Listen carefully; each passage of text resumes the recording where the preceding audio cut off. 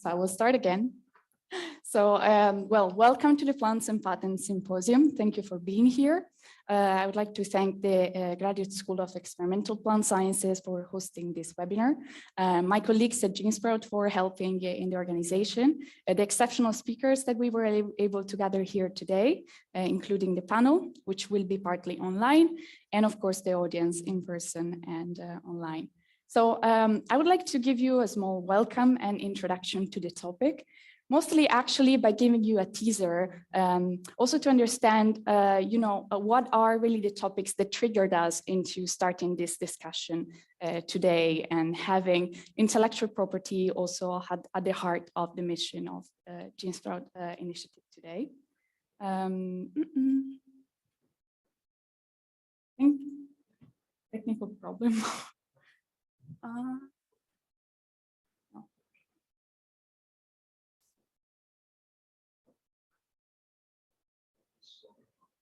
Okay. So today what we want to promote is an open dialogue on intellectual property in plants. We want to target plant science students and early career researchers to develop a critical understanding on the topic of intellectual property in plants. And we want to do this today by listening to stakeholders that we have gathered. But first, I want to introduce who is GeneSprout Initiative. So we are a group of early career plant scientists from around Europe who gathered in 2018. We came together after the ruling of the European Court of Justice on new genomic techniques, meaning genome editing, like CRISPR-Cas9 techniques, when the Court of Justice ruled that that crops produced with new genomic techniques are subject to GMO regulations because of the lack of a history of safe use. In GeneSprout, we felt that this could largely impact early career scientists because of funding withdrawn from research, because of career and research opportunities moving abroad and outside of Europe, and because it was very disheartening for many of us young scientists understanding that their research couldn't be used for actual impact in Europe.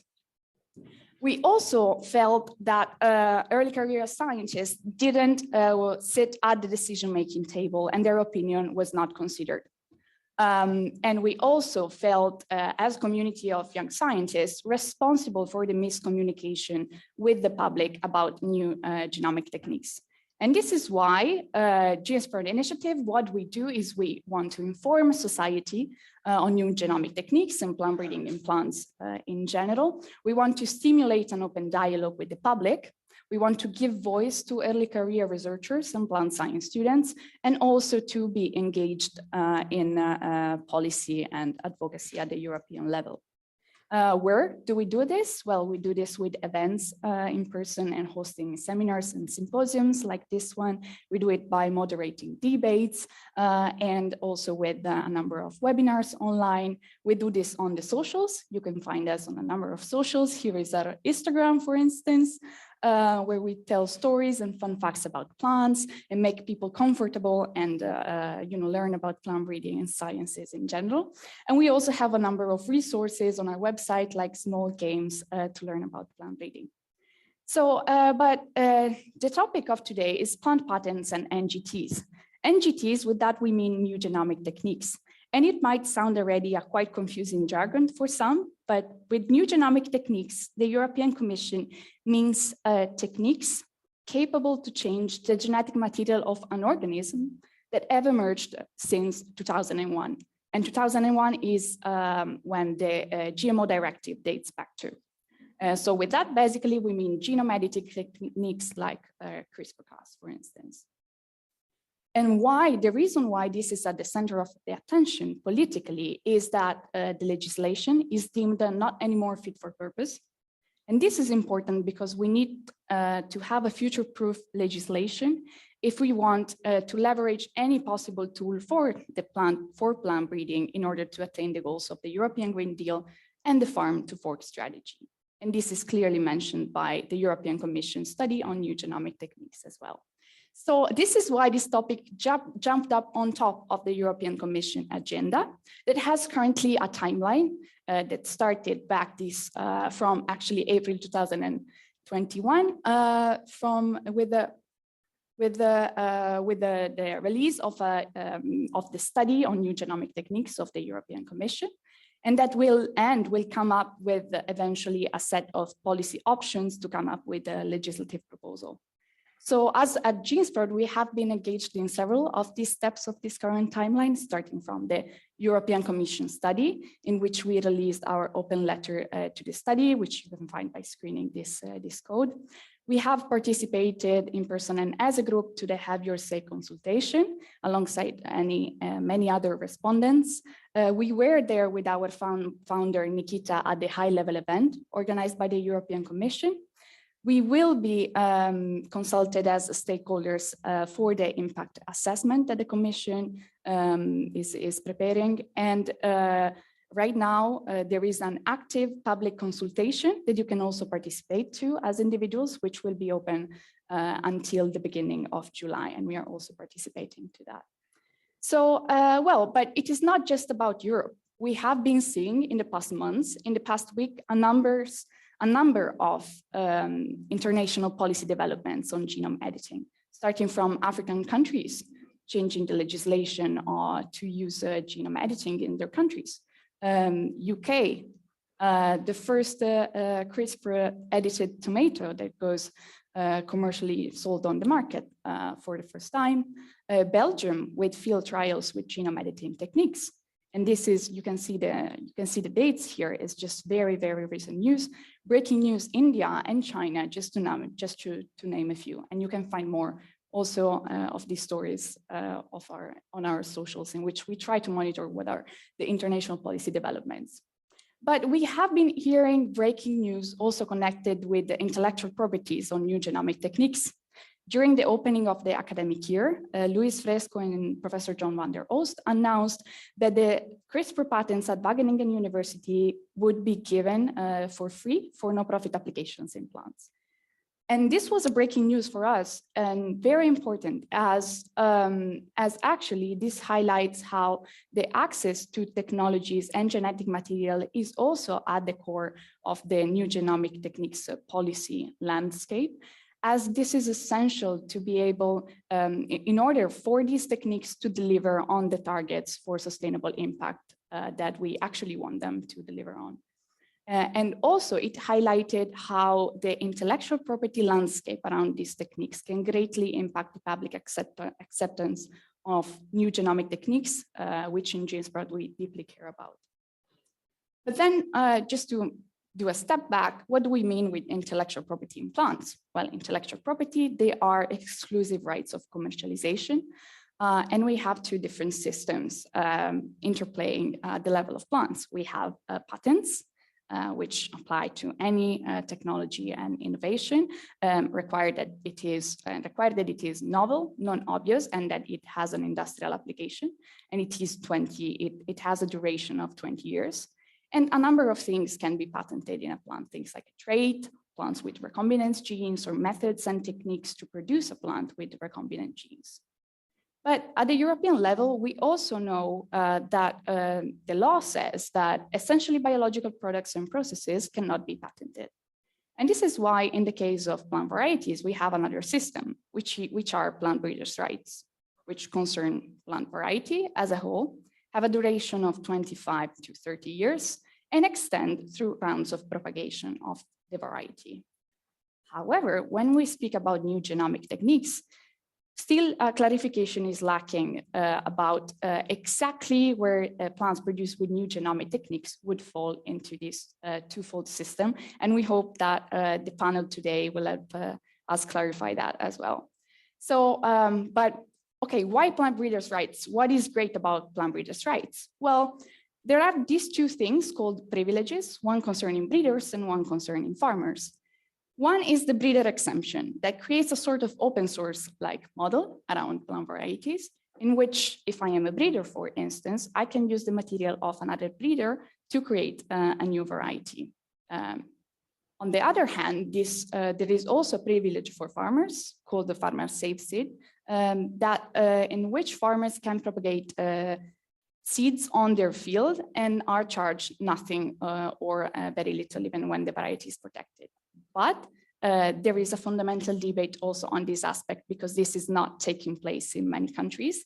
And we will be asking some questions about that also to our panel.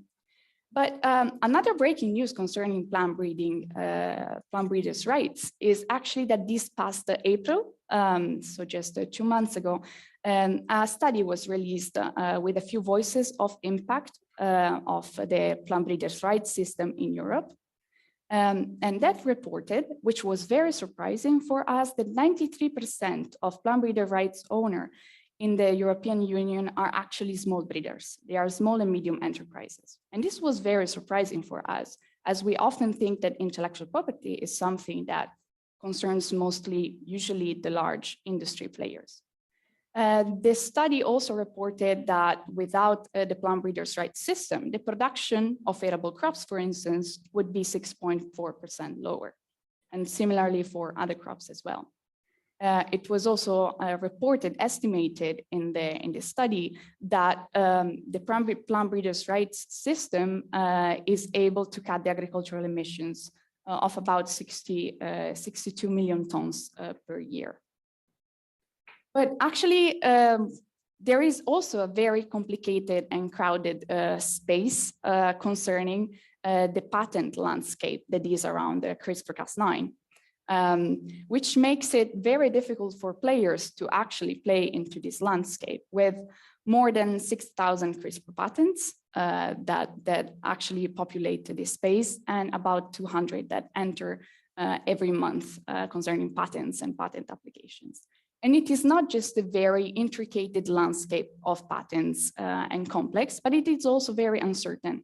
As we know that there is about on the foundational CRISPR-Cas patent, fundamental patent litigation, which turned more in a patent war that was estimated actually to have burned from 2013 up to this date about $500 million from the different players involved.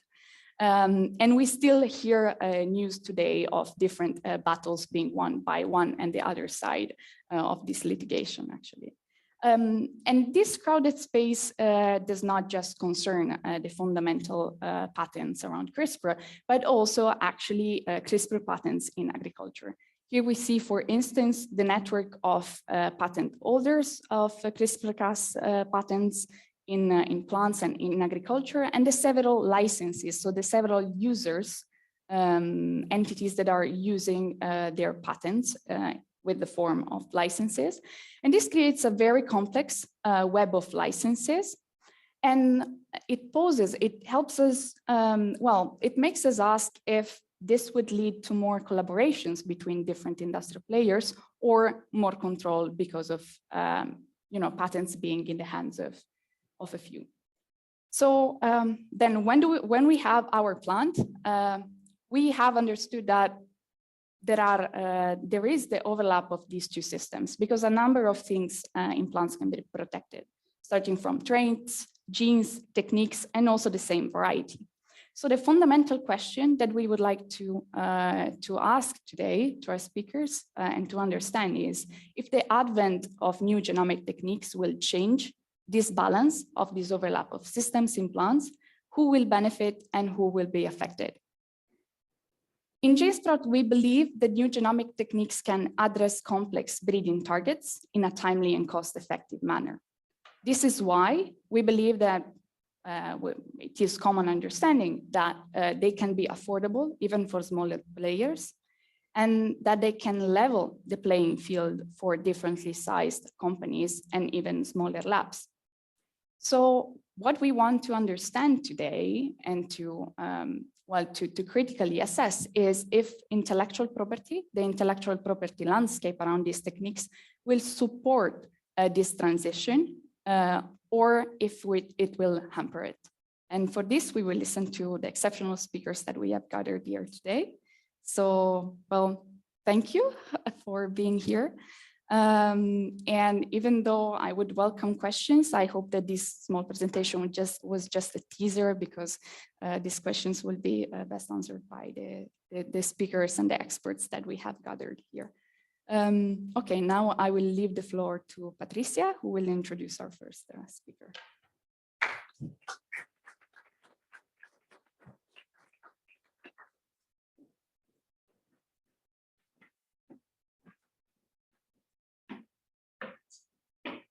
Thanks, Elena, for a nice introduction.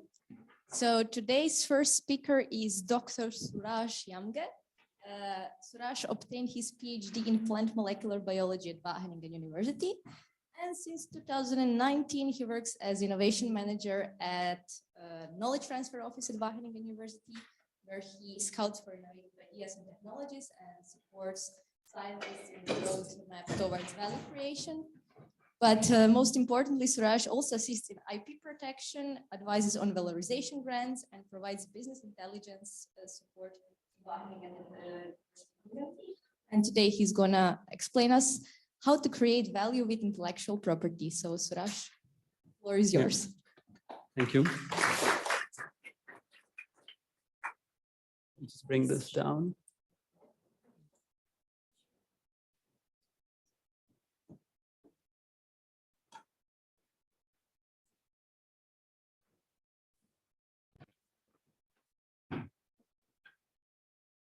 It's okay. Thanks, Patricia, for the nice introduction, and also GeneSprout and the EPS for inviting us and having us on the program. It's a very nice place to be and also talk with fellow PhDs and master students and everybody who is online there as well. I am also I was a Wageningen graduate, still defended a few years ago, 2018. And since then I left academia, but still in academic environment and working at the knowledge transfer office of the university, or the value creation office, which it's called.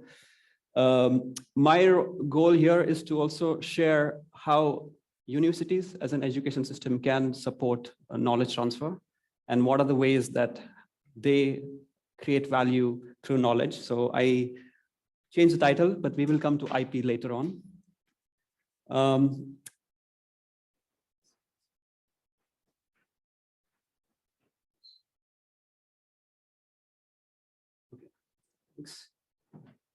Thanks. So as we know, we as a knowledge institute have different roles to play, primarily research and education, but there's a third pillar that becomes much more important, and that's what we call value creation or knowledge utilization. I just returned from a recent trip last week from India, and I did visit some educational institutes there, but their roles are still very much pillared into one activity.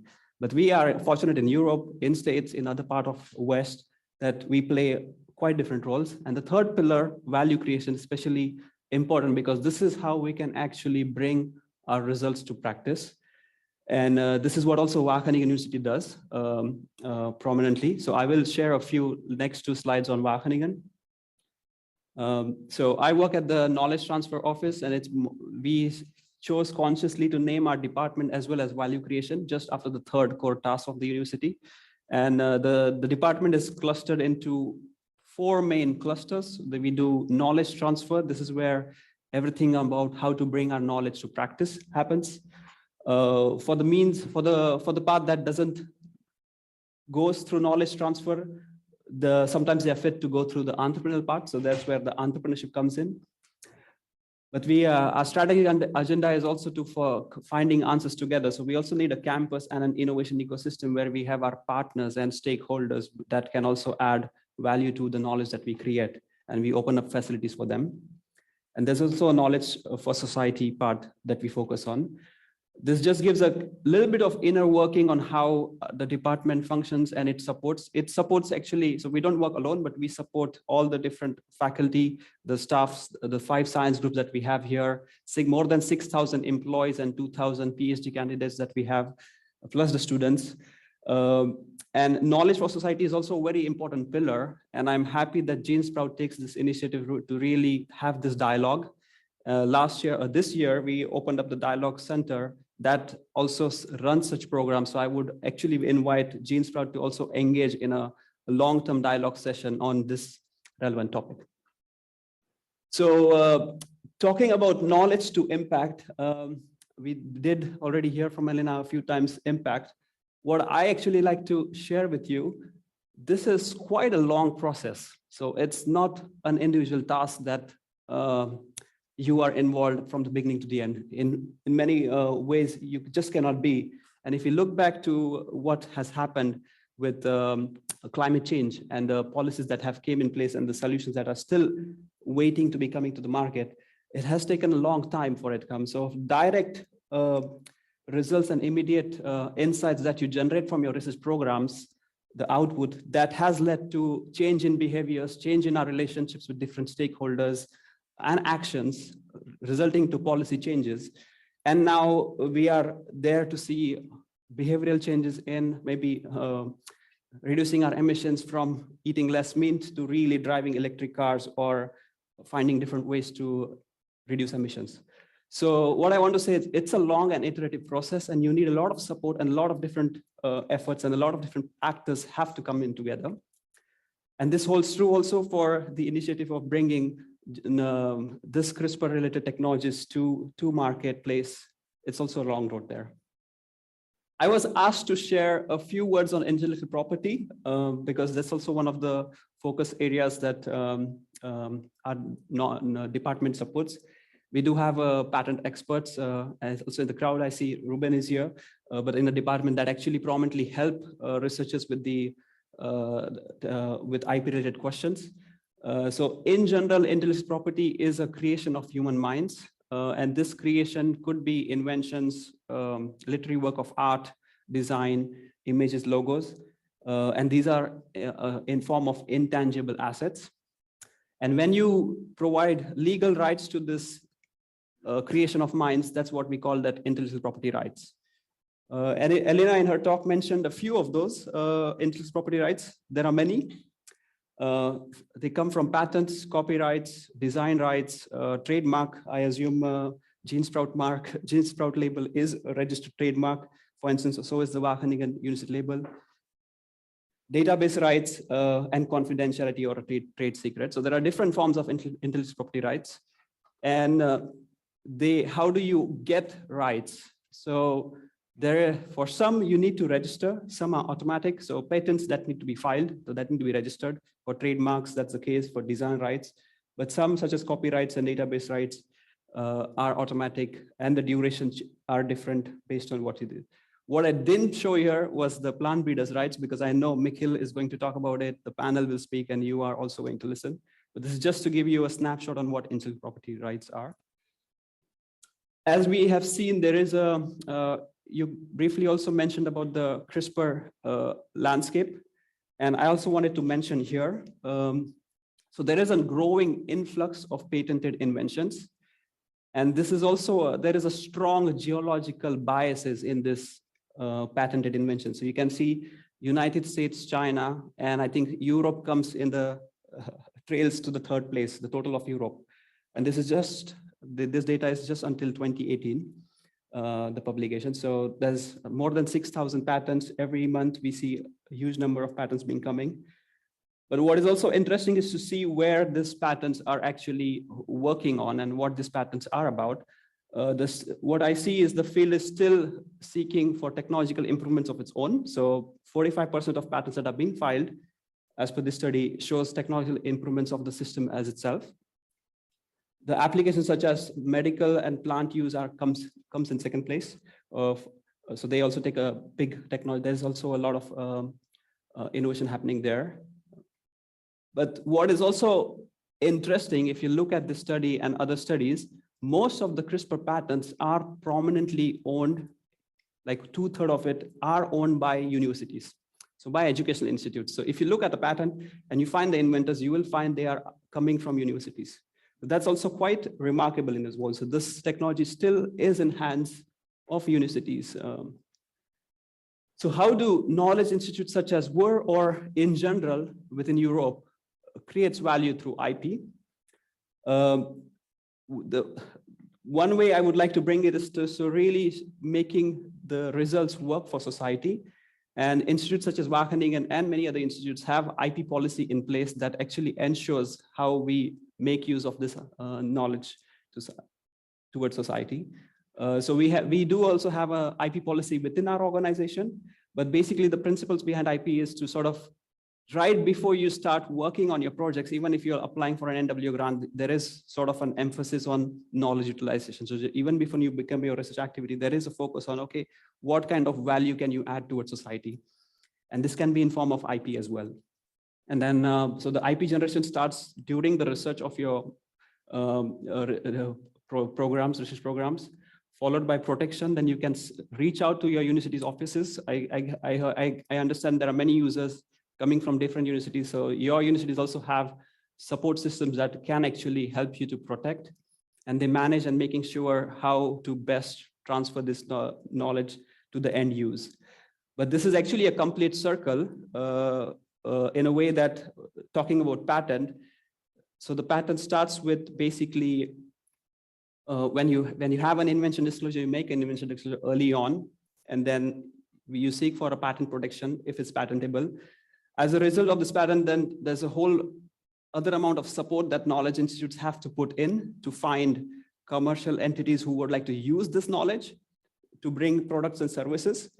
And as a result of this, it can create revenues, and this revenues actually go into reinvesting of education and research. Part of these revenues are also shared with the inventors who are the founders. And such policy is actually a complete circle. So this can fund further research and education. So this holds quite a value for ourselves also. There are many more routes to create societal value. And one of them that is often discussed also here within Europe is by bridging the role of academic spin-outs and startups. So research results can lead to innovative solutions through young startups and spin-out activities, but these often require a lot of entrepreneurial skills and funding. And if you just look at the picture of what's happening right now in Europe, more than 60% of startup founders from Europe are actually coming from the universities with master's and PhD degrees. Just in 2019, the university spin-outs have attracted more than 4 billion of capital funding in those university spin-outs. So this is sort of and there is more funding coming from the European Innovation Council to foster such way of also bringing knowledge to society. So, of course, I had to mention also the CRISPR startups that are attracting also a lot of amount of funding in this space. Just until 2020, more than $3.2 billion was raised by CRISPR startups in US, cumulative from this study at least. And in the last 5 years since starting, there's quite some companies have also reached to the initial public offering. So they have become listed companies. And if you look at where the funding is actually going, most of the funding that is attracted, the startups are working in a biomedical and R&D space, followed by industrial applications and biological research. There's a tiny amount of startups that are actually working on agriculture biotechnology. And this, I think, has to do with the legislations and regulations around, but this is still changing. So just to give you also, since we are here, there are a lot of agri-based startups active. Some of them you might be aware. Plantake, Pairwise, Agrain, also right in Wageningen, there's one, Hudson River Biotechnology. They're trying to all use CRISPR in a different ways to bring fruits, vegetables, oil crops, different type of ways to bring sustainable food towards market. They're still in their infancy. We do have our Solynta coming up next, and I don't know if they are using CRISPR yet. We'll hear about it. But there's a lot of activity happening in Ireland, in Netherlands, in Europe, with startup companies. Plantake is based, I think, in France, but quite some companies are also startup companies are prominently located in US or China. So ahead of the UN Food System Summit, Wageningen announced and made our own CRISPR-Cas portfolios free licensing. And this actually falls into the socially responsible licensing realm. Why this is so relevant? Because we have seen in the wake of pandemic and also the whole discussion around making valuable medicines and medical devices accessible.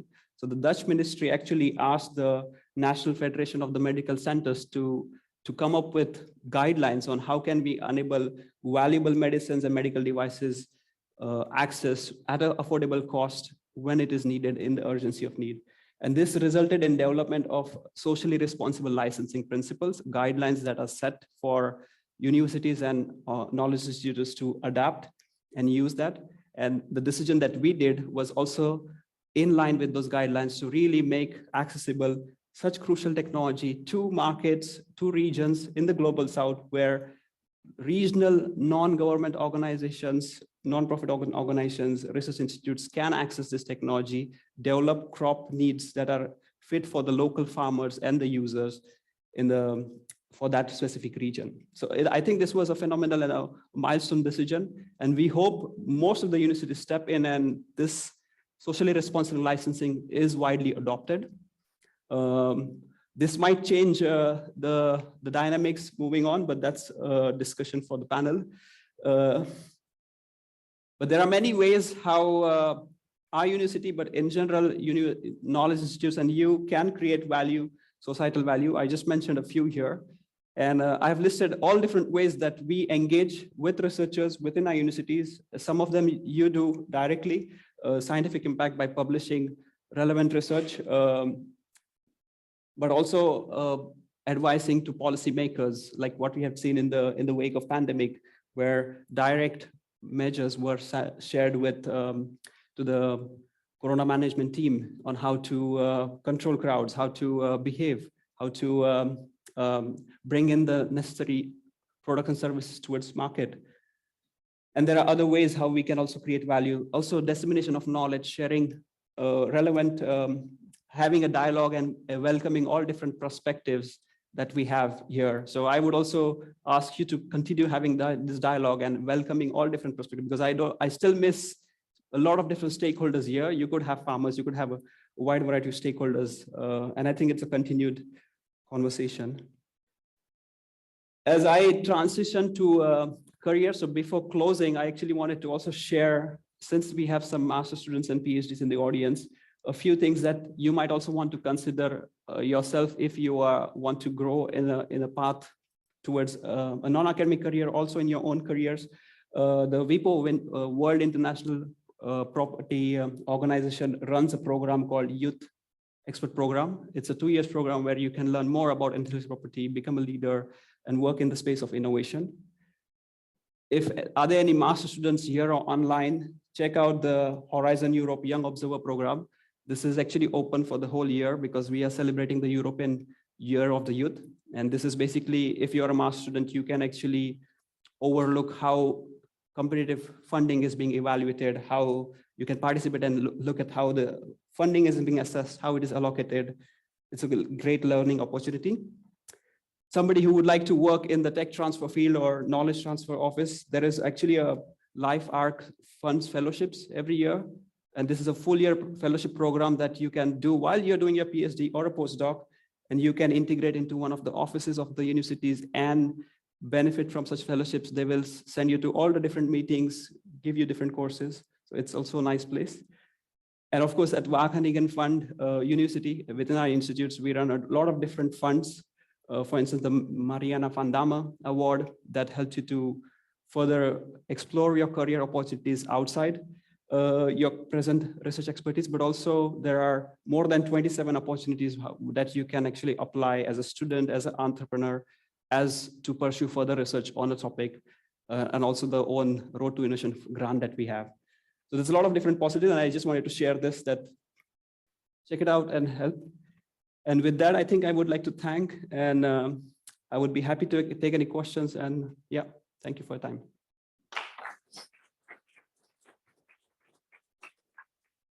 Thank you, Suraj.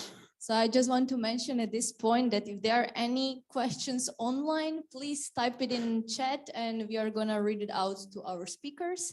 And if there are any questions in the room, please raise your hand and I'm gonna come to you. Any questions? Well, if not, I actually have one. Maybe it's a bit simple. to know what is your opinion, because you showed us this nice graph with how many patents has been there in different countries. That of course Europe, we are a bit late if we compare ourselves to US and so on. But on the European ground, Switzerland was the best one, right? With the number of patents. Sorry, the Switzerland grant, sorry? So the Switzerland had the highest number of patents, right? Compared to every other country on European ground. Could be. I don't know by heart what is the present status of the Swiss patents, but if you also look at the publication, don't just look at patents, but you also look at scientific publication, you would see this divide. So there's a lot of scientific research activity as well happening in the US, in China. I think Germany comes in the third place after US and China. So there's a difference in, but I think the reason why you see a lot of activity there also, it's also protected there because that's also probably the biggest marketplace. So, and I think you can hear more how this works, but US and China probably is also a bigger marketplace. So most of the, in general, when we see filing overall, not only for CRISPR, in general for broader technologies, those are where they are filed, those are where they are maintained, because that's also where the market is for most of the technology, yeah. But also Europe is a bigger marketplace. Yeah. Yes. Suraj, I have a question. You said in the beginning that we should really think about our IP or to create value with it at the beginning of our project. And that reminded me of as scientists, we're usually, we want to share our work in conferences and stuff like that. But that sometimes can create a problem because then all that can you explain a bit more how that works? And when should we come to you? And what are kind of the mistakes that we can make to maybe not get a patent? Yeah, no, thank you for asking, Urian. I would say come as early as possible. Just don't come the day before when you have public paper is going online. So that's too late because we often see we have to make an invention disclosure. It doesn't stop you from sharing your research. Patenting doesn't stop you. It just helps you to, okay, protect it upfront and making aware, okay, what kind of disclosures you should do or not do, because that can, because novelty is a criteria that is essentially novelty, inventiveness, and application. So to avoid novelty, you need to sort of come early and then make sure you don't disclose the invention itself early on. So even disclosing some information during the poster publication, and now everything is online hybrid, we do see later on then there is the disclosure and then the novelty is destroyed. But in spite of patents, you can do, you can turn intellectual property, there are different, through open innovation, there are different ways of progression. So the answer is come to us early on, or come to talk to your colleagues. And also there are at your science group experts who can advise you on that, or your professor can advise you on that as well.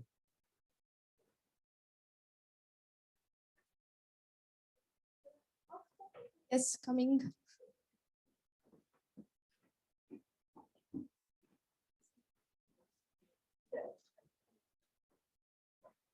Thanks for a nice presentation. So as a PhD student or a master's student, we are always involved into the bigger context of our departments, and we hardly make decisions by ourselves. So do you realize that also in your daily work that you're more in touch with the head of the department or the professors rather than the younger scientists?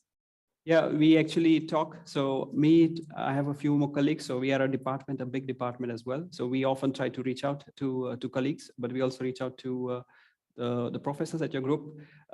We are often invited to at the department meetings to share. So for instance, Wageningen has this Road to Innovation grant that is meant especially for PhDs and employees of the university. So you can actually, together with your PhD, try to see, okay, can I do other applications of this research? And this is actually fully funded internally by the departments, not by the departments, but by the university, by the science group. So we do, but we do know there are more than 6,000 employees we have to reach. So we are still scratching the surface. And we also now setting up a program where we can actually have interns actually much more reaching out at individual departments. Yeah. And we host training and sessions as well. And most of the information that I'm sharing for Wageningen audience, you can find on intranet. We share a lot on intranet there, but it is not visible. Yeah. Personally, I'm not from Wageningen, but Yeah. I just feel it's a trend that these tasks are often left to the senior scientists, and that it's hard to get involved into this level of science as a junior scientist. Whereas I think all our departments would benefit a lot from us getting more involved. Yeah. As our professors are overburdened anyways. Yeah, and I think EPS is also hosting some specific courses on the importance of IP, intellectual property. So that's also, it's a good way of learning on when to raise these questions to your boss as well. So ask your professors these questions. Hey, can we protect this? Or can we do something more? How do we bring it to practice? Yeah. Thank you. Yeah. So thank you also for the presentation. I'm going back a bit to the previous presentation where we shared this number of 93% of small and medium companies actually have the plant breeders' rights. But how can a small company with the limitation of time and money, is it worth it? I guess that's the question. Is it worth for a small company, due to all the limitations regarding IP, to invest on it? I think we can hear that very well from a so small company in the next speaker. Michiel can share compared to the big companies. So I'm actually curious to hear more as well. So it would be perfect. So I'll leave this question to the next one. Any other questions? Yes.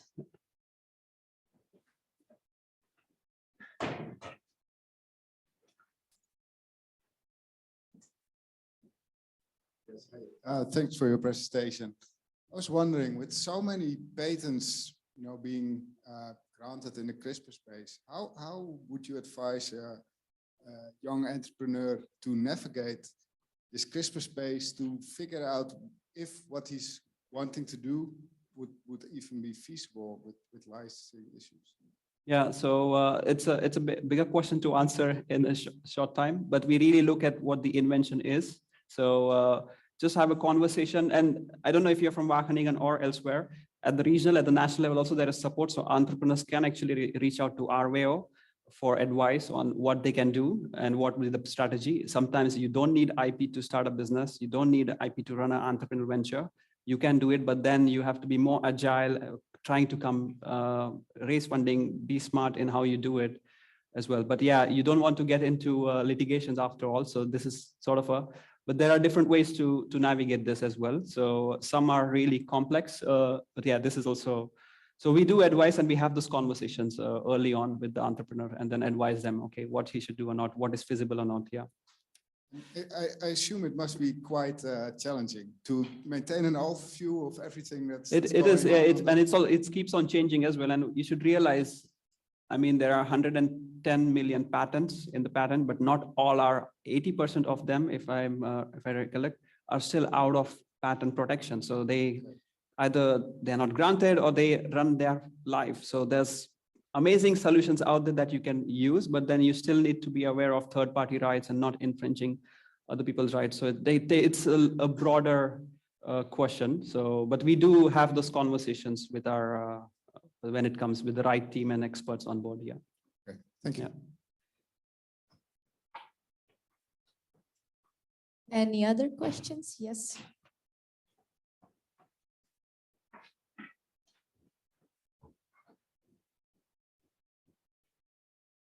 Yeah, I just want to read out one of the questions that came in online. Yeah. And that one is, if the world is giving away its IPs, what is then actually still the advantage of like patenting different aspects? So what I said, this was actually making access. So access to the IP. So IP can be given away in different ways. So you have exclusive rights, semi-exclusive rights. In this case, we are giving it away for plant use, because that's also the need of the hour.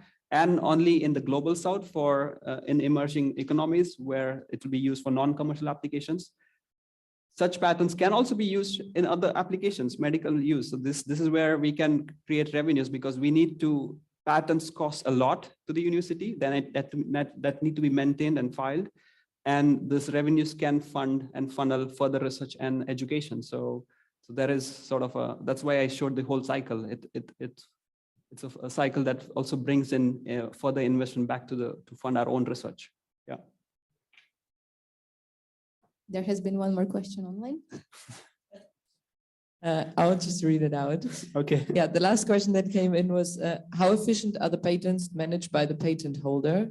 And are they actively checking the market who is used to their patents and demand fees? Yeah, I think I would not be able to answer this at this moment, probably because I don't really work on the management side. I have colleagues, but maybe Ruben in his talk can actually, he is a patent attorney, so he might be able to give a clear answer of that question. Thank you. Okay, if that was it, I would like to thank you, Suraj, for your nice talk. And we are going to continue with the next talk from Dr. Michiel de Vries. Michiel obtained his PhD in crop science as well at Wageningen University. And since 2018, he's a research team lead at Solynta Hybrid Potato Breeding, relatively young plant breeding company that has been around since 2007, if I'm not wrong. And he's gonna tell us how new genomic techniques and intellectual property can benefit or maybe not to the young plant breeding company. So yeah, please, floor is yours. Yes, thank you.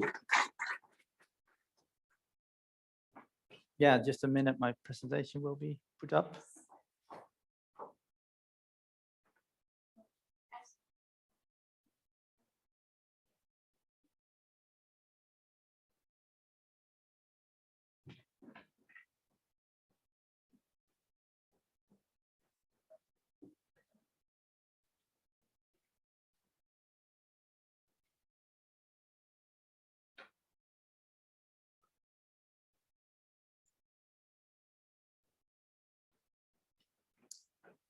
Yes, thanks for putting it up. So indeed,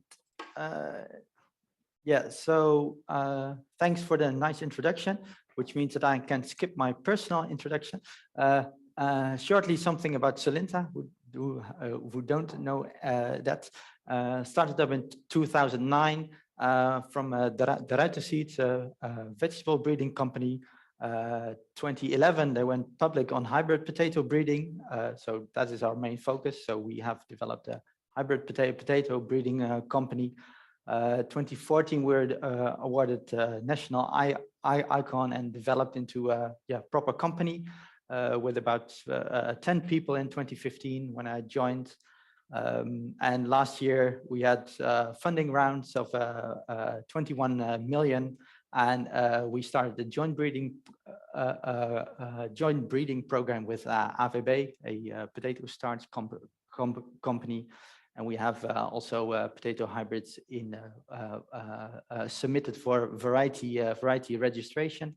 And so we've, with all of this, we grow to more than 80 people. And indeed, so I am working there at Solynta as the head of the research. So that covers topics like trait discovery, bioinformatics, cell biology, physiology, and cropping systems. So quite a broad number of disciplines, but all focused on hybrid potato. And we don't do that alone, but we do that together in more than 20 collaborative projects with academia. So shortly, two slides about about the technology of Solynta. Well, we have to provide more. We have to grow more food, better food. We have to provide more nutritious food with less agrochemicals and less water in crops that are resilient to climate change. And potato is excellently positioned to do that. However, today it has two major drawbacks. Conventional potato is grown from clonally propagated seed tubers.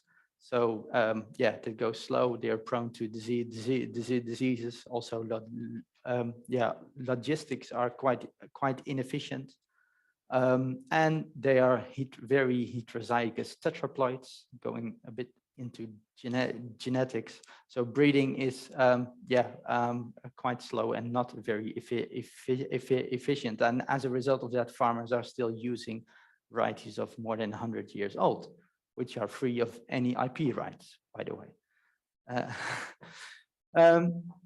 So, by developing a hybrid breeding system, we have solved these two problems, and we have developed potato hybrids which come in the form of true seeds, and they have some advantage that they can be scaled up very fast, and you need only very tiny amount to sow them.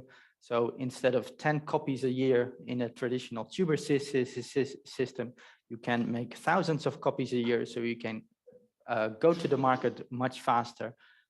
Compared to seed tubers, there's very few diseases on true seeds. So you can reach the market with better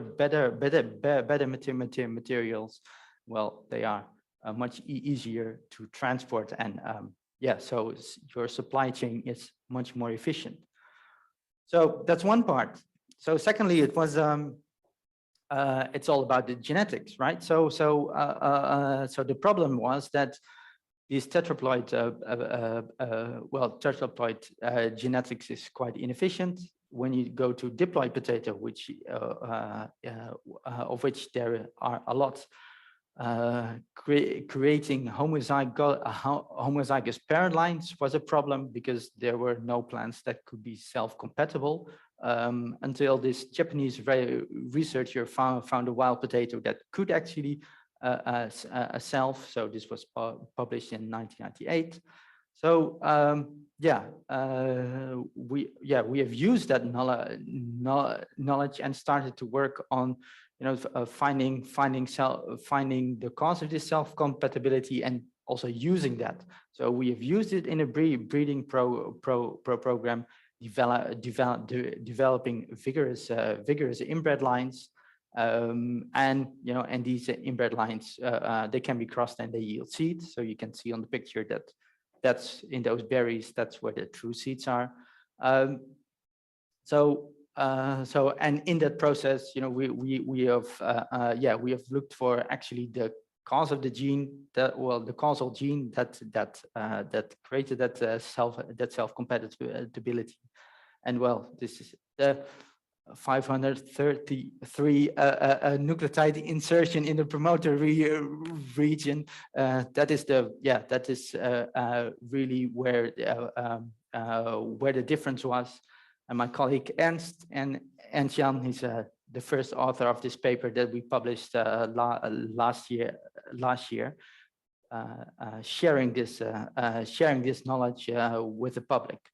So that is basically how we have worked. So in breeding, all our work is really driven by innovation. So we have to make new things. Your customers, they always want the best varieties, and they always want better varieties.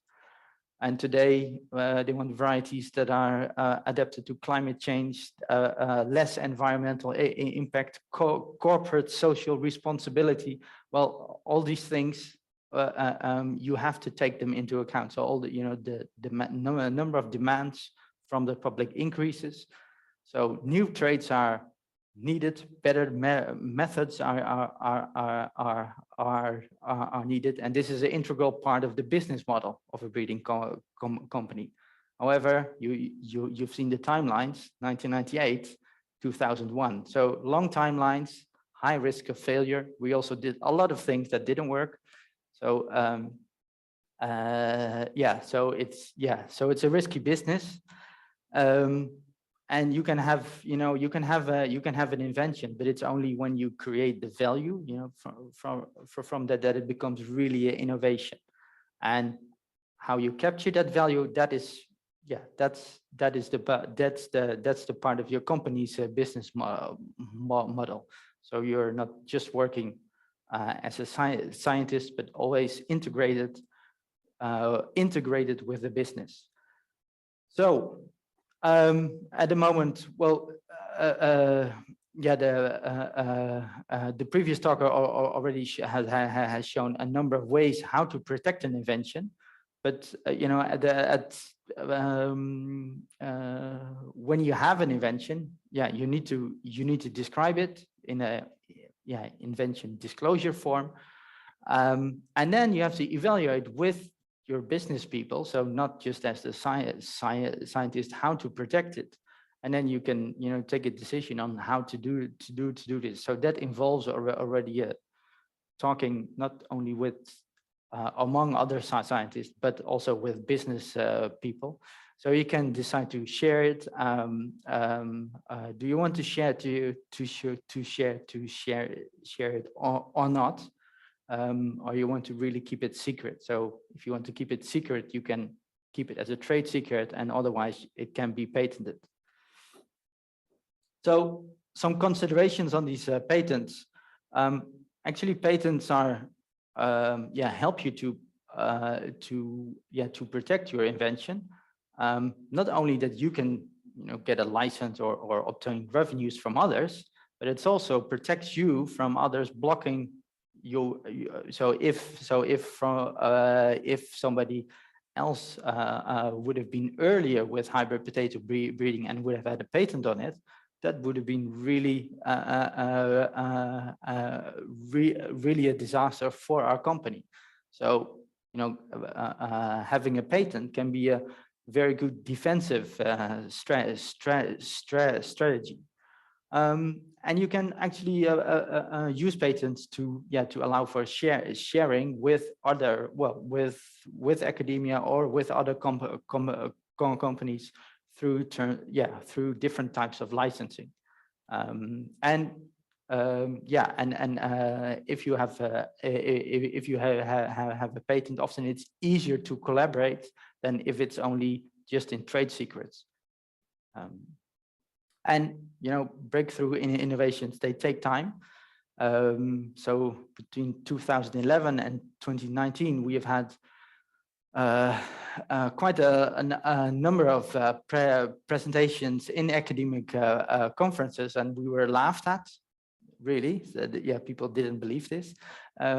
But since this year, since congresses are coming up, so in potato conferences, most presentations are now around hybrid potato. So it's coming, but it takes a long time. But then the public opinion is something that is very important because society actually provides you a license to operate. I mean, you create an innovation and you create a product, but that has to be accepted by society. And for that, you need to be open and transparent about what you do. So, and that is why most innovations, they fail. Well, not because it was a wrong technology, but something else went wrong. Just as an example how this worked. So we have filed the patent in 2009, US patent. It was granted in 2021, which is very nice. But we also wanted to go, we wanted to go public and share this with others. And in 2011, we had there was a publication of two co-authors, Herman van Eck, Richard Visser, they are in the room. So already in 2011, we could discuss this with other researchers and with other stakeholders. And since then, we've a list of 20 publications in academic journals, and we could not have written them without the security of this patent application that was behind it. If not, we must have kept it as a trade secret. So that is, that is a kind of a freedom that actually gives, helps. The patent helped us to share our innovation. So moving now to the new genomic to the new genomic techniques. So these new editing techniques, they allow faster innovation. And I think we can translate fundamental science to application much faster than before. So there is, that's where the acceleration happens. Also stacking of traits. So introducing one gene, that takes some time. Two takes, well, double the time. And and often you want many genes. So in a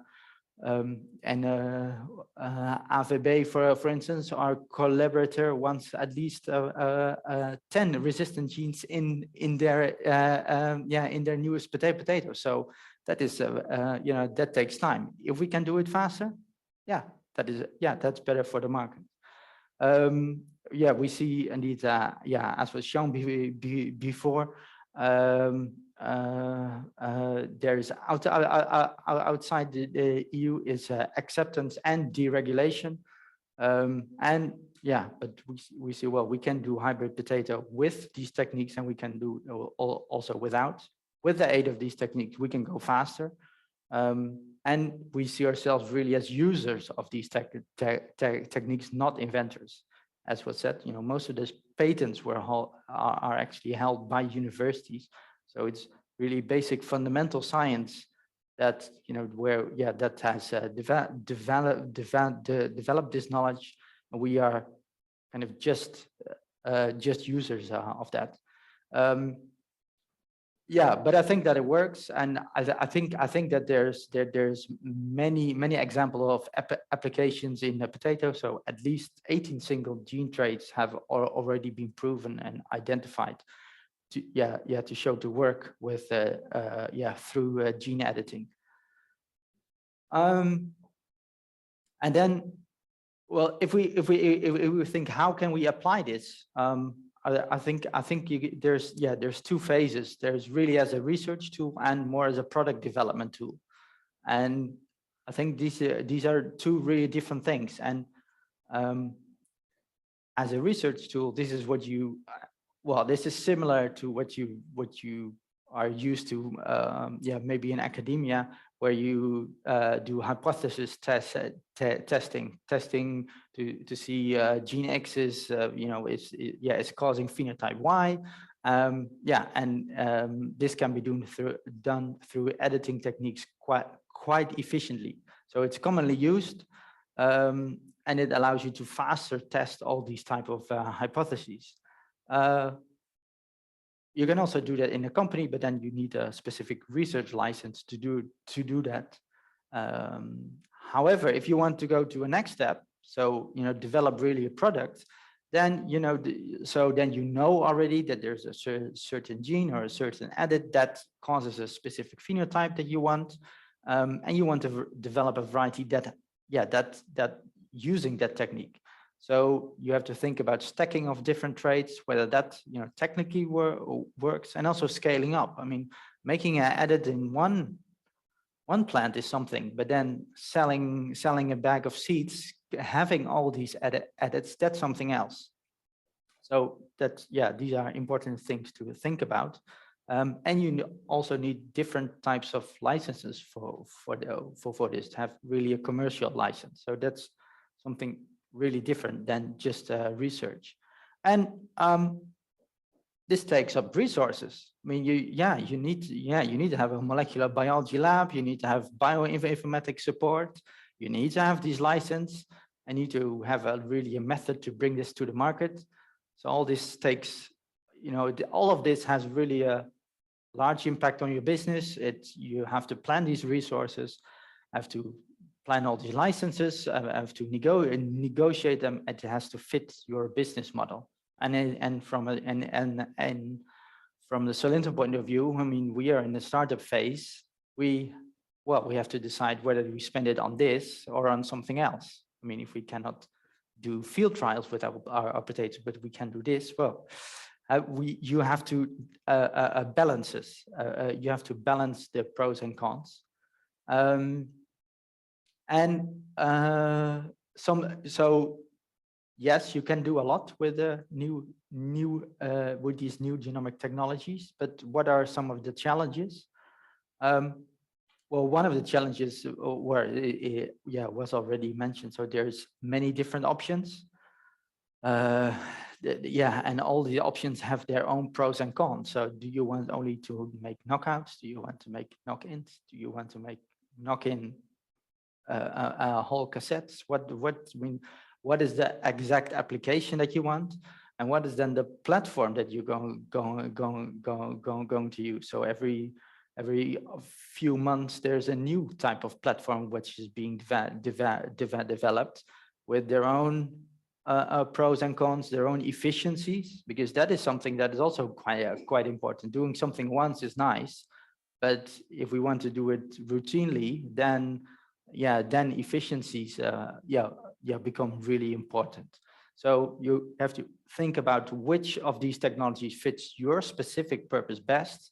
And for that, you need to have a deeper understanding of this technology, because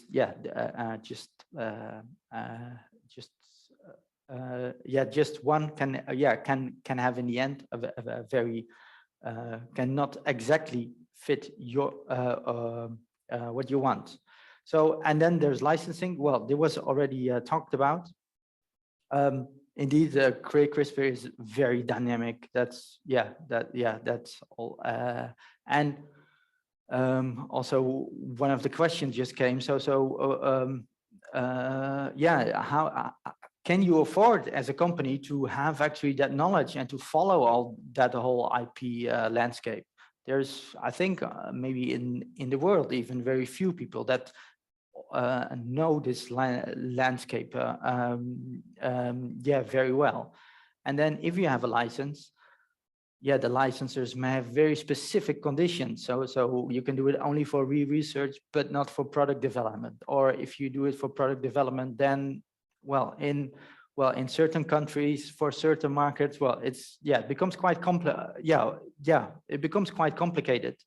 And then, from a business perspective, you could say, well, if it is very risky, if it is very expensive, let's outsource it.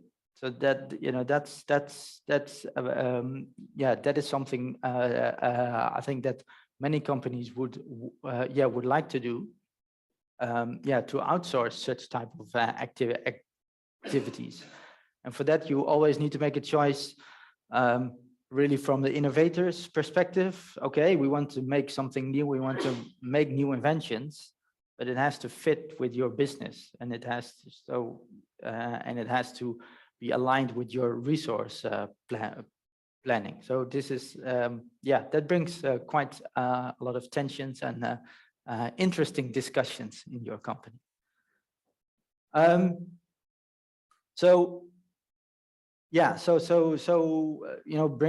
it to a more paradigm shift perspective. Yes, we need all these new technologies, and these are key to accelerate our innovation. But it has really to fit this equation of the technology, the value capture, your business model, and the consumer acceptance. So all of these boxes need to be ticked, and it needs to you have to have simultaneous attention for all of these aspects, and that is quite quite difficult. And as as a plant breeding community, we need to be transparent on this to get actually this license to operate from society, because that is in the long term the most important thing. It's technological. I mean, we are trained to solve technological questions, but if we are not allowed by society to actually apply them, that is something that that is hard to change. And the only thing we can do is to be transparent about what we do and about why we do it. So, ending with a more personal perspective, actually from the last years, what we've been doing at Solynta surrounding patents and the newest technologies. Applying these technologies, there's many aspects to it. It can be good, but You have, yeah, it is just not something that you take from the shelf and, you know, apply. It is not plug and play.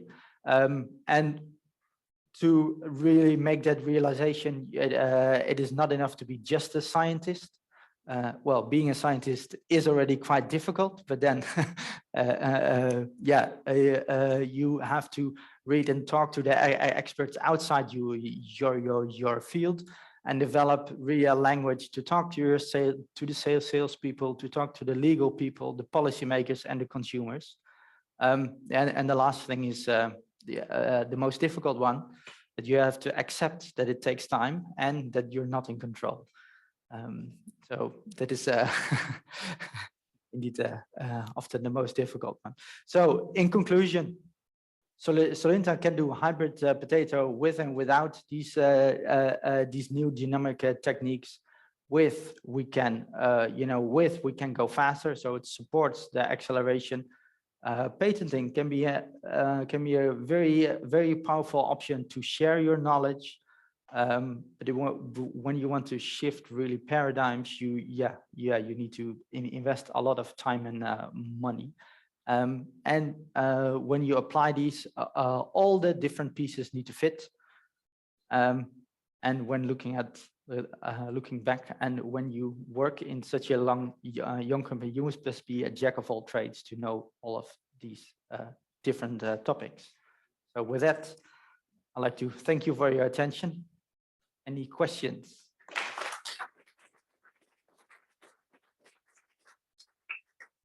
Thanks a lot, Michiel, for your really nice and interesting talk. And we already have one question online from Louise.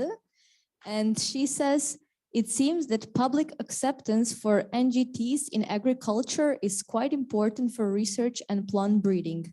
However, often lacking, especially in Germany. So I was wondering which strategies you suggest to improve this acceptance. And other than being transparent, or how exactly would you achieve this transparency?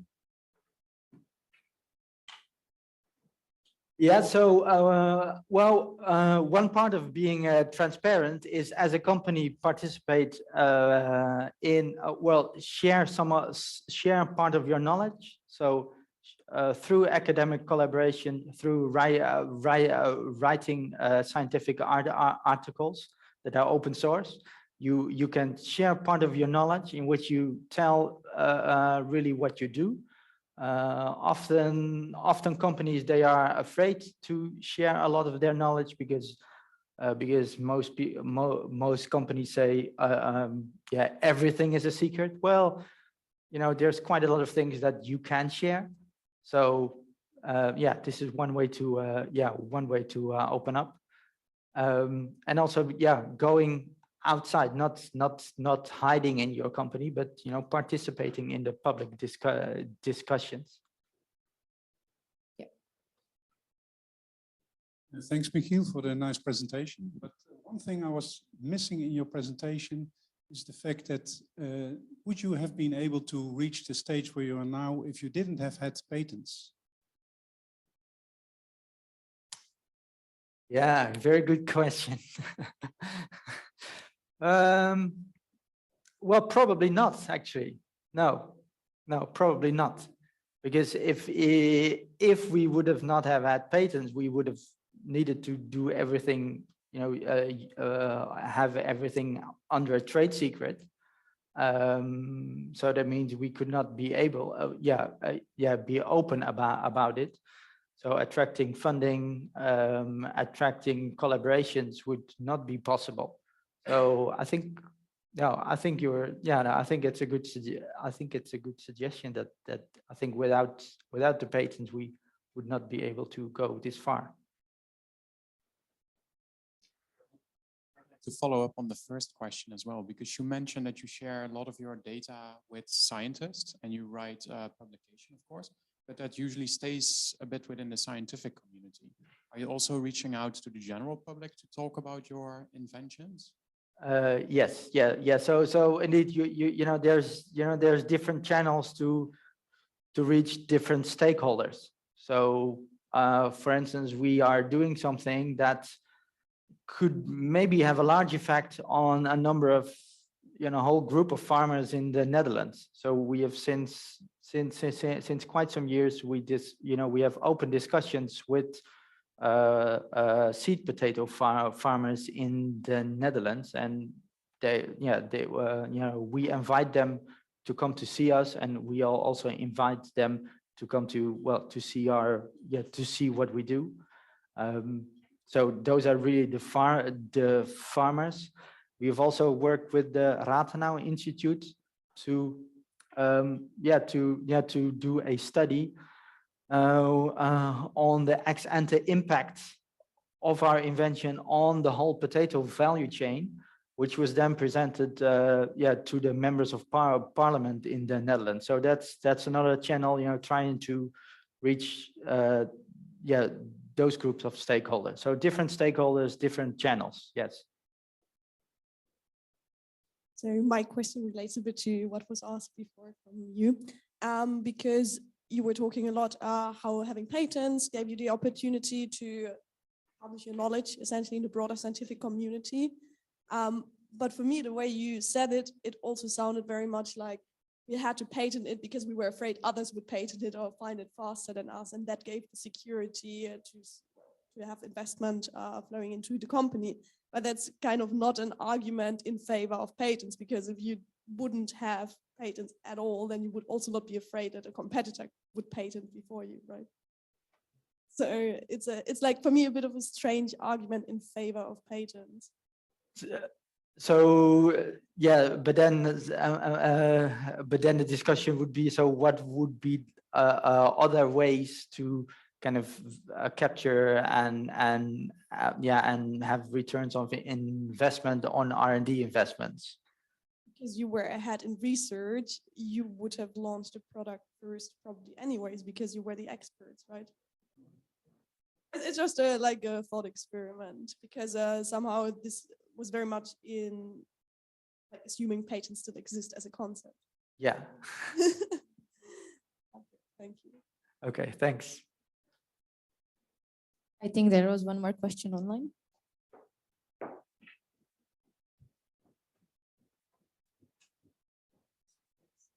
The question is from an early career scientist in potato breeding in the US.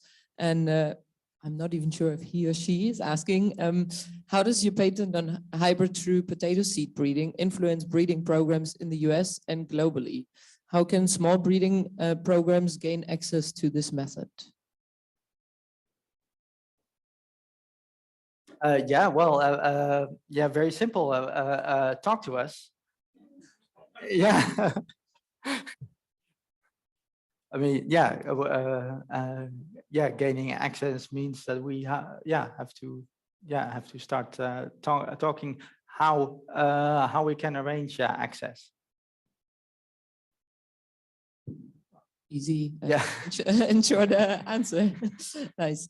And there is a second one, and that one was, if new breeding techniques allow for faster breeding, resulting in higher value, and therefore more expensive seeds, how would these seeds remain affordable for small farmers?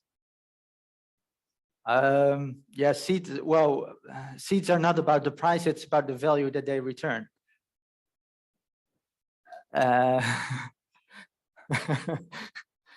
So I think that is basically the answer. So if we make through more investment a seed which is more expensive, but then gives the farmer double revenue, well, probably the farmer will be happy to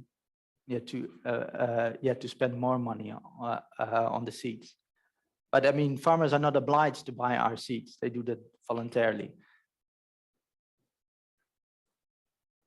I find your presentation very interesting, but also somewhat confusing. Breeding can achieve everything, but it takes time and money to get all these recombination events and to bring all together. New breeding techniques are a kind of quick fix to bring stuff into a genome more easily. The whole idea of Solynta was to make traditional breeding faster. And if you now argue that you rely on new breeding techniques, why wouldn't we be able in conventional potatoes, tetraploid outbred potatoes, if they can also use those new breeding techniques, then I think Solynta has lost its advantage, because then the quick fix is also available to traditional breeding. So don't you think that entering the domain of new breeding techniques is undermining the special niche that Solynta has created for itself? Yeah, thanks. Well, thanks, Herman, for this. For this interesting question. No, I do. Well, I don't agree. That's a short answer. But one. Indeed, traditional tetraploid potato breeding can also apply new breeding techniques, and they can also, yes, they can also insert small events or make deletions. That is, similar to us. Indeed, we don't have an advantage over tetraploid breeding when it comes to new breeding techniques, but still scaling up still goes faster. And I think there's, well, also as a potato geneticist, there's many traits that are more difficult to fix, that are not just single genes, simple edits. And I think there we are retaining our edge. So I think it can go hand in hand, but I think you have a point that that these techniques, they are available to all potato breeders. So so in essence, there's no competitive advantage for any breeder. I think Solynta has a stronger position if they also say, we are the GMO-free method. Yes, that is what we are doing right now. That is also what I am saying. We don't need it, but we can use them. Okay, for the sake of the time, I would like to thank you, Michiel, for your really interesting talk, and everyone else for the really nice discussion. Now we are going to go for a coffee break until 3 o'clock sharp. So I would like to ask panelists to be here just a few minutes earlier to set up everything. And people at home or whatever they are who are joining online, please also be there back at 3 o'clock. And the coffee break is going to be downstairs at the ground floor.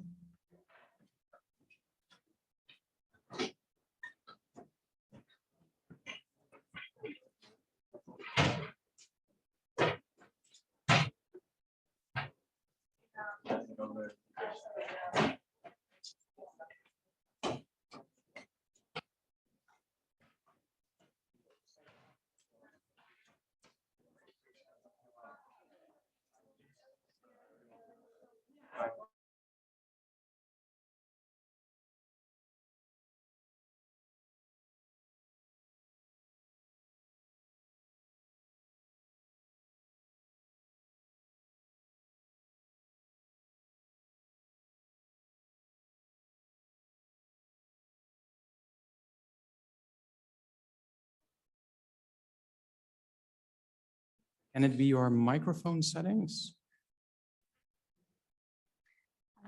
Can you hear me now? Yes, we hear you. Yeah. Okay. So just to say, it's a great pleasure to be with all of you today. I would like to introduce you the International Union for the Protection of New Varieties of Plants. This is the international organization established by the UPOV Convention. This treaty was adopted in 1961, and nowadays there are 78 UPOV members covering 97 states, because we have the European Union and the OAPI, the African Intellectual Property Organization. We are also engaging with around 50 states and 2 intergovernmental organizations in the procedure to become a UPOV member. And the reason for UPOV to exist is to actually provide and promote an effective system for plant variety protection with the aim of encouraging the development of new varieties of plants for the benefit of society. In this regard, is really a space for international cooperation and harmonization in order to ensure that there's constant, I would say, encouragement and for breeding new varieties and constant progress in breeding.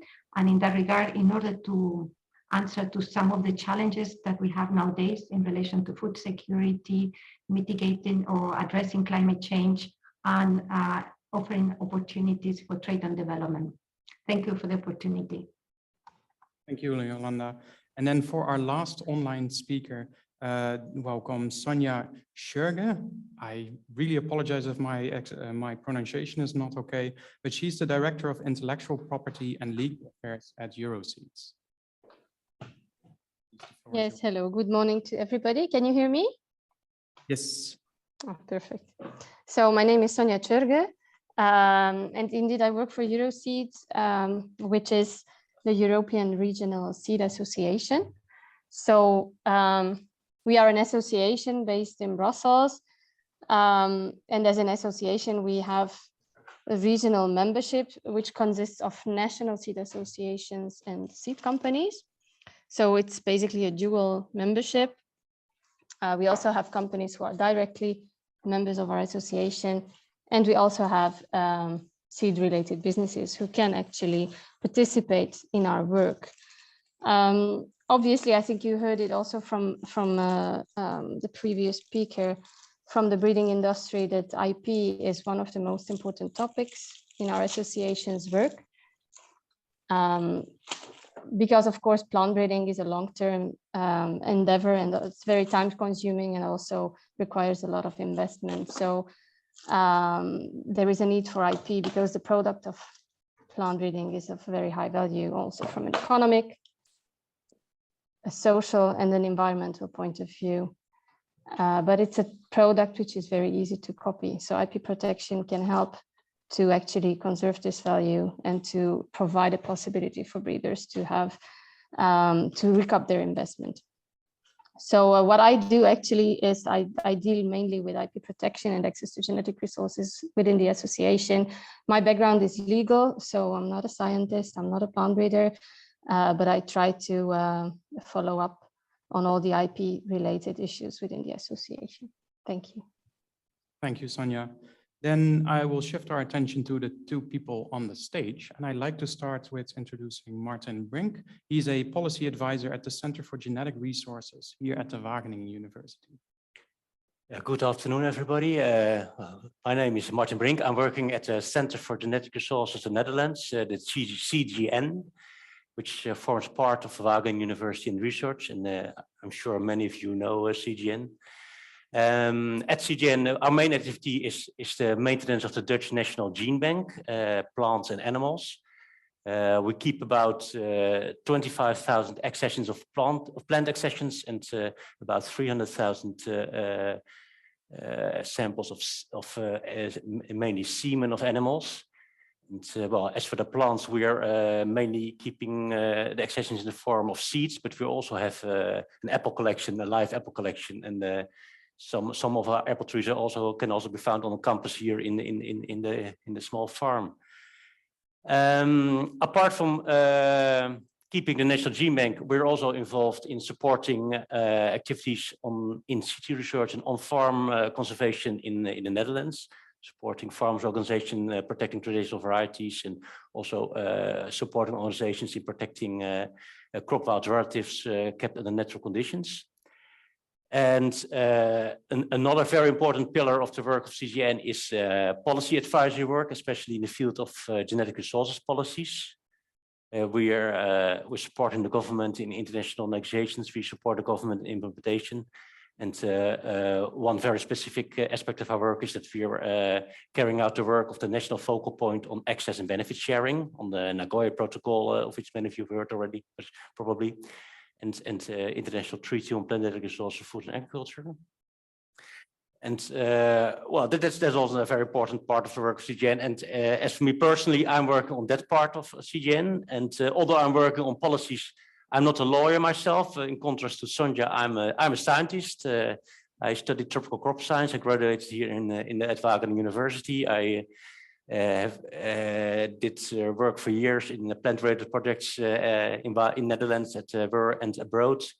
And I've been working at CGN on the policy work since 2012. I was invited here on this symposium. I must say here that I'm not a patent specialist, IPR specialist, but well, I'm looking at it more from the side of the gene bank, from the agro-biodiversity perspective, and of course from the access and benefits perspective. Yes, so I hope I can contribute to this discussion. I'm pretty sure we have some interesting questions for you. Finally, I think we have someone who doesn't need any introduction for the people from Wageningen, but with us today is Richard Visser. He's the chair and the professor of the Department of Plant Breeding, also here at the Ver. And please introduce yourself to the audience. Thank you very much. Good afternoon, everyone. As said, my name is Richard Visser. I'm involved in plant breeding research for over 30 years now. I didn't do my degree studies here in Wageningen, so one of the few exemptions.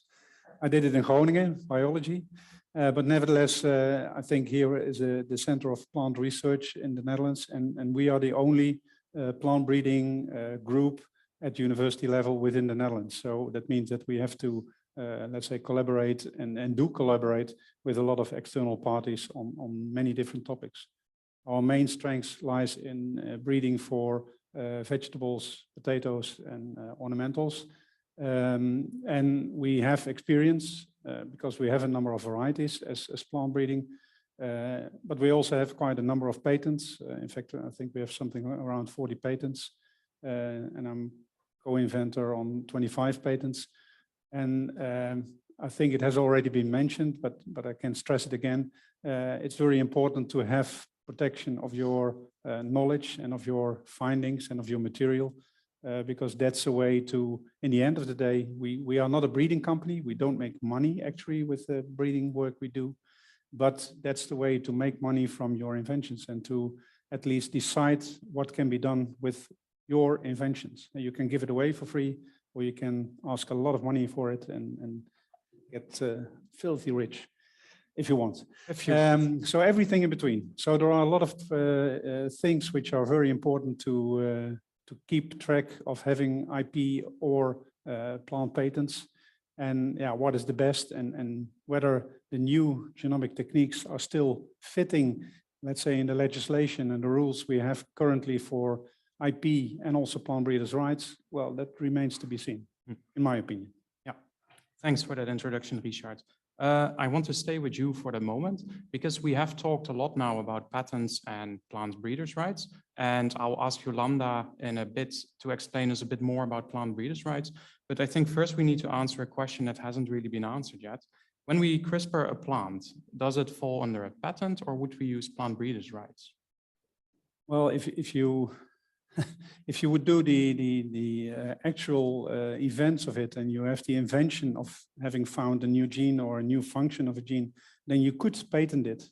And you could patent, for instance, the solanaceous crops or whatever, but you could not patent that specific plant, because then if you want to protect that specific plant, then you have to go to plant breeders' rights to protect that particular variety. I see someone nodding, that's not correct. Well, we will hear in a minute. But in principle, you can protect in a patent gene families, but not a specific variety, not a specific plant. Yeah, because in the US, you have indeed a different situation where you have plant patents and you also have normal patents, and there, well, it's more or less common to ask for both so that you have a kind of dual protection, which is not possible in Europe. And there are some other countries which have also kind of in-between ways of doing it. But in general, you might say, well, patents are for, let's say, inventions, what already has been said, so novel, a lot of other things. And plant breeders' rights is for a particular plant. Plant variety. Yeah. Yeah. Yes, so if we know what a gene does, then, if I understand it correctly, we mutate it so that we know its function, then you could patent the function of that gene and protect it. Well, if you would mutate it and you would use genome editing, then it might be. If you would use EMS mutagenesis, then not, because that's you cannot distinguish that from, let's say, a normal mutation occurring. So that would be an essential biological process and thus not patentable. That's interesting. Okay. Thank you. Then something that you mentioned already is that university also has quite some patents. Do we also have plant breeders' rights? Are there varieties from the university? From Wageningen University I'm talking about? Well, I mean, we are Wageningen University in research, so we have both entities. But we do have on the Wageningen research side, from our predecessors, we still have, let's say, material from which varieties came. So, but that's mostly in those crops where there is no real commercial interest from the companies in the Netherlands. So in Krambe, Calendula, Guayule, some other not so familiar crops.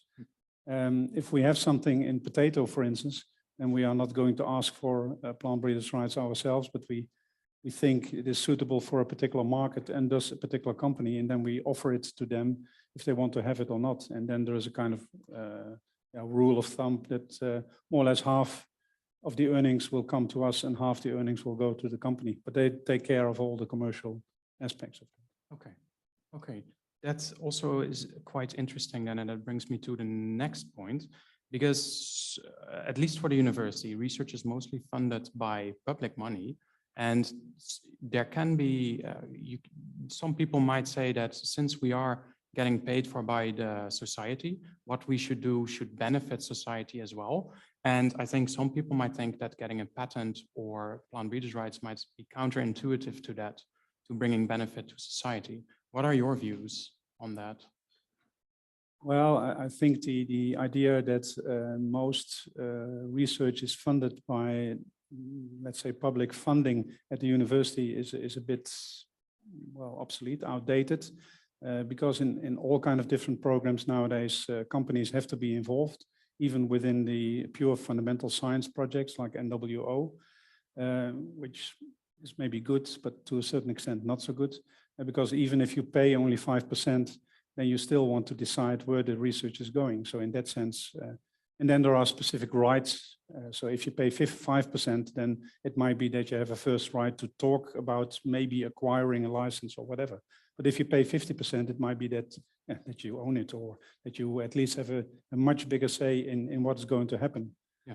And so, but in all those kind of researches, it's very important to keep an eye open for the interests of the companies. So you can indeed not just publish anything. You always have to discuss with them, is this something which could be, let's say, worthwhile protecting either through IPR or whatever way. Yeah. So that is something which is very important. Yeah, and that then all depends on how you negotiate with the company, but also how much of the total project is being funded from industry. Yeah, and that depends a bit on let's say the funding stream, because like NWO has exact formulations on how it is taken care of, as does the top sector. But if you do it with a company and they pay everything, then it's obvious that they will want also everything back. But I think also for universities, it's very important to, like I said in the beginning, it's very important to have the ability to have patents, and we have a number of patents, mostly on genes and whatever. But for instance, if it would be a methodology patent, then that would be very interesting for a university to have, because then you can outsource that to a lot of people who want to use your methodology, and then get some interest from that back, or money back. And with that money, you can do, let's say, free research, because there's no one saying what you have to do, which in the end of the day might be very beneficial to society as well. Yeah, yeah. That's a good point. I think we need an update of what plant breeders' rights are. So Yolanda, could you perhaps explain to us exactly what plant breeders' rights are and how they came to be? Thank you for the opportunity. So the International Convention just sets the international framework, but then this convention needs to be implemented at the national or regional level, let's say at the European Union level. So if, anyone can become a breeder, if you develop a new variety that is new, and please forget everything you know about novelty in patents, because novelty in plant breeders' rights is about whether or not you have commercialized, like commercial exploitation of the variety prior certain grace periods prior to the filing date. So it does not compare your variety with candidate variety with any other variety. Then we come to distinctness, uniformity, and stability. And it's back to the point, you know, a variety is a group of plants that you can distinguish from another group of plants for a set of characteristics. And in that regard, you need to compare your candidate varieties with all other varieties that are a matter of common knowledge, whether protected or non-protected. And there, you know, there is a lot of work that is done at the technical level between UPOV members and the experts to harmonize and cooperate in what we call examination of the US. So distinctness is one of the conditions, then uniformity and stability, because you need to ensure, you know, that after further reproduction, those characteristics remain unchanged, because the farmer or the grower will be very unhappy if, you know, it's purchasing a particular variety with a set of characteristics that will give this farmer competitive advantage. And at the end, you know, the variety is not uniform and stable. So as a summary, these four conditions: novelty, commercial novelty, distinctness, uniformity, and stability. And then a name, very important. It's very important to have a name for a variety and the same name in all UPOV members, because this is what will serve as an identifier of a variety, very different from trademarks. Trademarks may play also a role in the commercial strategy, but the name of the variety is really essential to ensure also international trade and other aspects that are very important. So once you comply with these conditions of protection, the plant breeders' rights can be granted. And as I said, anyone can become a breeder. So it could be a farmer breeder. I think in the Netherlands, there are many potato breeders that are farmer breeders. Could be a company, could be a plant breeders research institute, university, cooperative of farmers. There are very successful breeding companies that originally were cooperative of farmers. And as it was mentioned before in the introduction, we've seen that a great majority of actually the applicants and the holders of plant breeders' rights are small companies. I think the study in the European Union reported that 93%. So yeah, it's a system that is very vibrant and very accessible. Thank you. Maybe we can develop later if there are follow-up questions. Thank you, Yolanda. You mentioned something quite interesting here, because you said, if I understood correctly, 93% of the plant breeders' rights are held by small and medium enterprise companies, right? That goes a bit against a in the European Union. Oh, in the European Union, thank you. So there's a common belief sometimes that having IP rights or plant breeders' rights on plants is leading to monocultures in our agriculture. But it doesn't sound like that if 93% of the plants come from small, medium enterprises. So what is your view on how these plant breeders' rights are actually increasing our innovation and the variety in our agriculture? I will say I will only comment about plant breeders' rights because UPOV does not address patents. But in relation to plant breeders' rights, is to the contrary. If we see the data, we have an increased number of applications every year. Like in 2020, we have 22,000 number of applications, around 40,000 rights granted also. And that shows that it's an increased number of filings, means new varieties reaching farmers, growers, and the market as a whole. We also see a growing trend on the number of genera species covered by plant breeders' rights. If we look into the data in 2020, there were around plant varieties filed or granted protection for 4,700 genera species. And if we compare the data in 2010, it was 3,553,000. So we see a constant increase. And it was mentioned also in one of the presentations, one of the key features of the plant breeders' rights system is the breeders' exemption that allows actually all protected varieties available in the market to be a source for further breeding. And this is to encourage constant progress in breeding. So what breeders want is diversity, because it's from diversity that they can continue breeding, and accessibility. I think it will be covered also during the presentation and the panel discussion, the important role also of conservation of genetic resources. I think, Martin, you are going to tackle on that. So for sure, it's very important conservation of genetic resources, very important policies, but those matters are not governed by the UPOV Convention. You know, the UPOV Convention, breeders' rights, is about giving the space to encourage investment in breeding and development of new varieties. Thanks. We just heard from Richard that CRISPR plants or plants bred with NGTs would not fall under plant breeders' rights, but most likely under patents. How do you see the future then if breeding companies would use NGTs more often?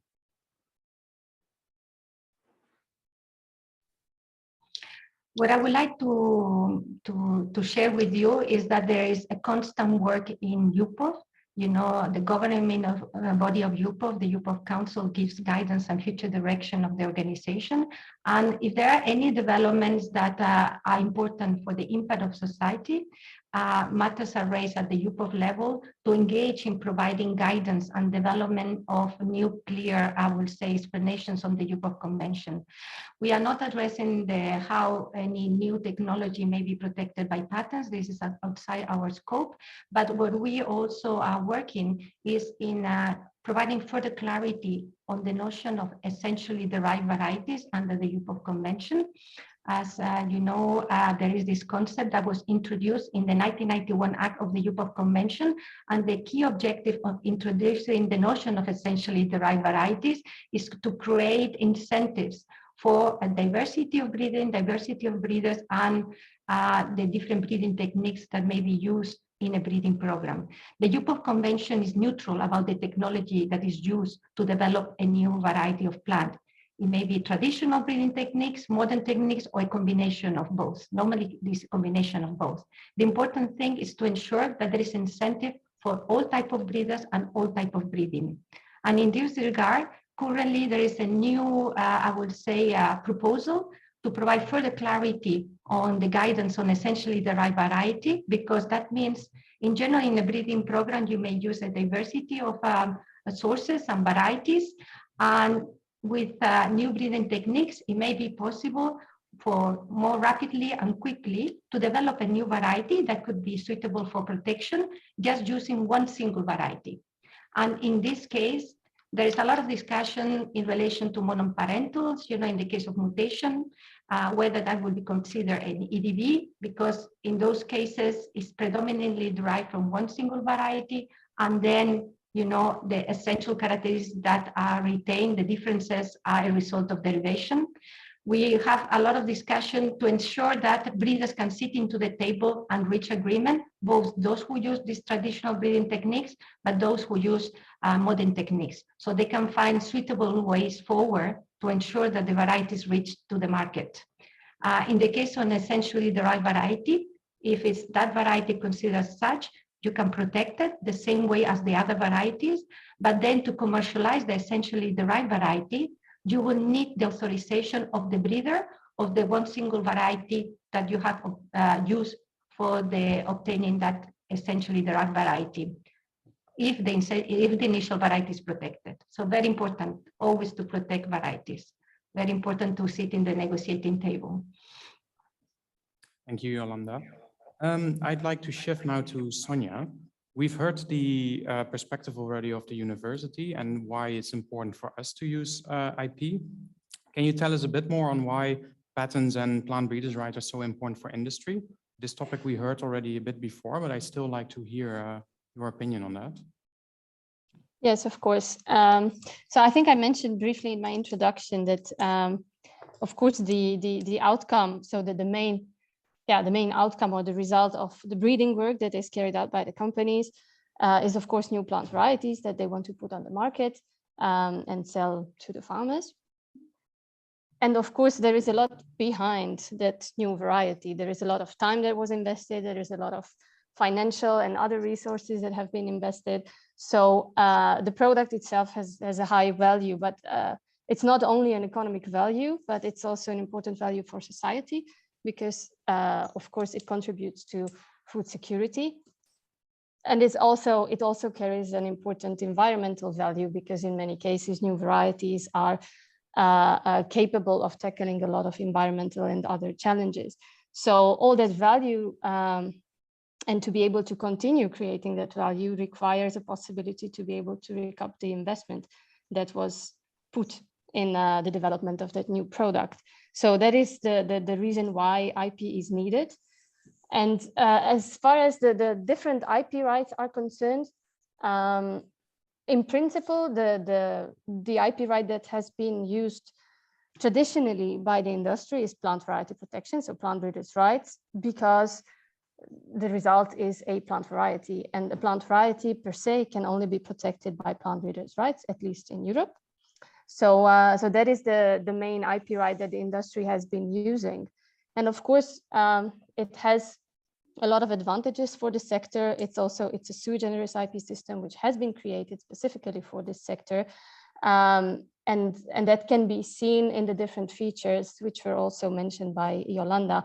One very important feature is, of course, the breeder's exemption, which allows breeders to continue reusing the new commercial varieties, even if they are protected under plant breeders' rights, which is very important because one doesn't have to then go back and redo all the innovation which has already been done by another breeder, but can just take it from the market and easily build up on it, so further innovate on it, which is very important in the seed sector, because we need to be capable, so we need to remain capable of innovating quickly and responding to new challenges all the time. So this breeder's exemption is something that our sector values a lot.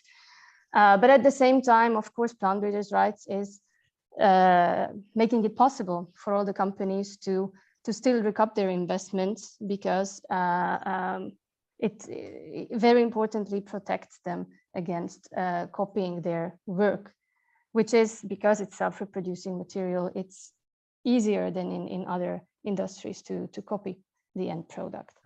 But of course, there are some types of inventions in plant breeding which are not plant varieties. And now I hear myself double. It's going to be difficult. I had some trouble putting Diana back on the screen here. Okay. It's okay. Yeah, now it's fine. Now I don't hear myself double.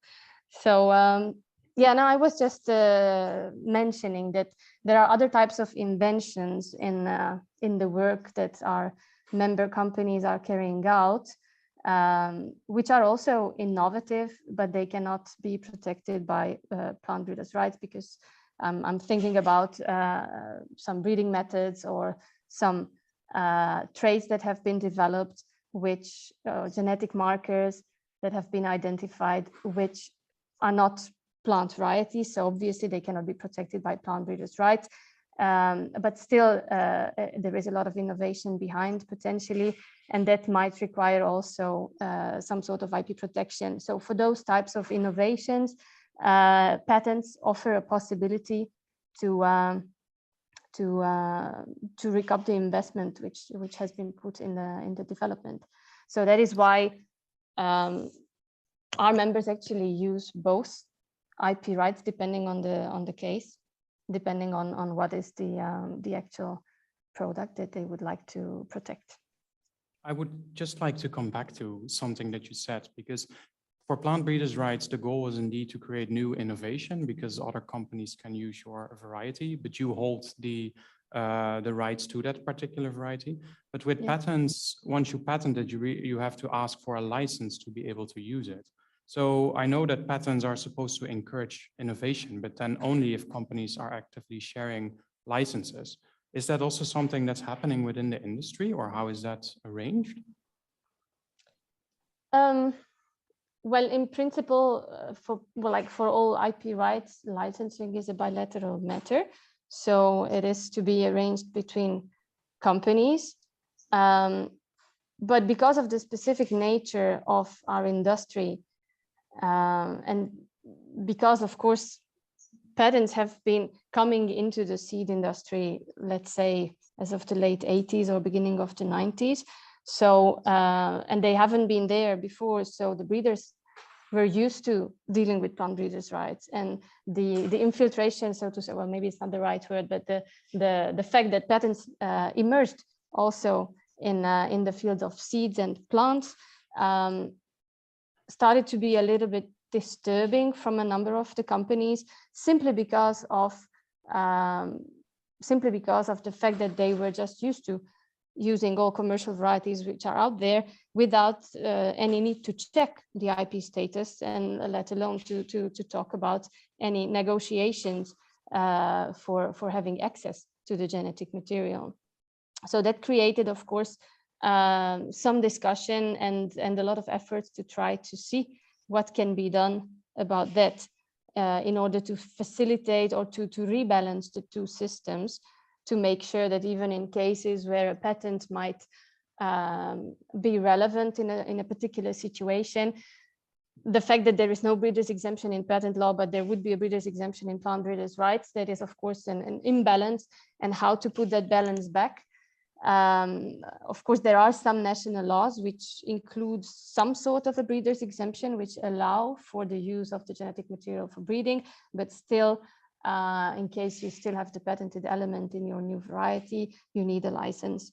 And for those situations, there are some initiatives, for instance, in the vegetable breeding sector, many companies, I think almost all the vegetable companies, created a platform, a licensing platform, where they have set up a standard system which allows basically everybody who becomes member of this platform to acquire licenses to the traits that others might have patented.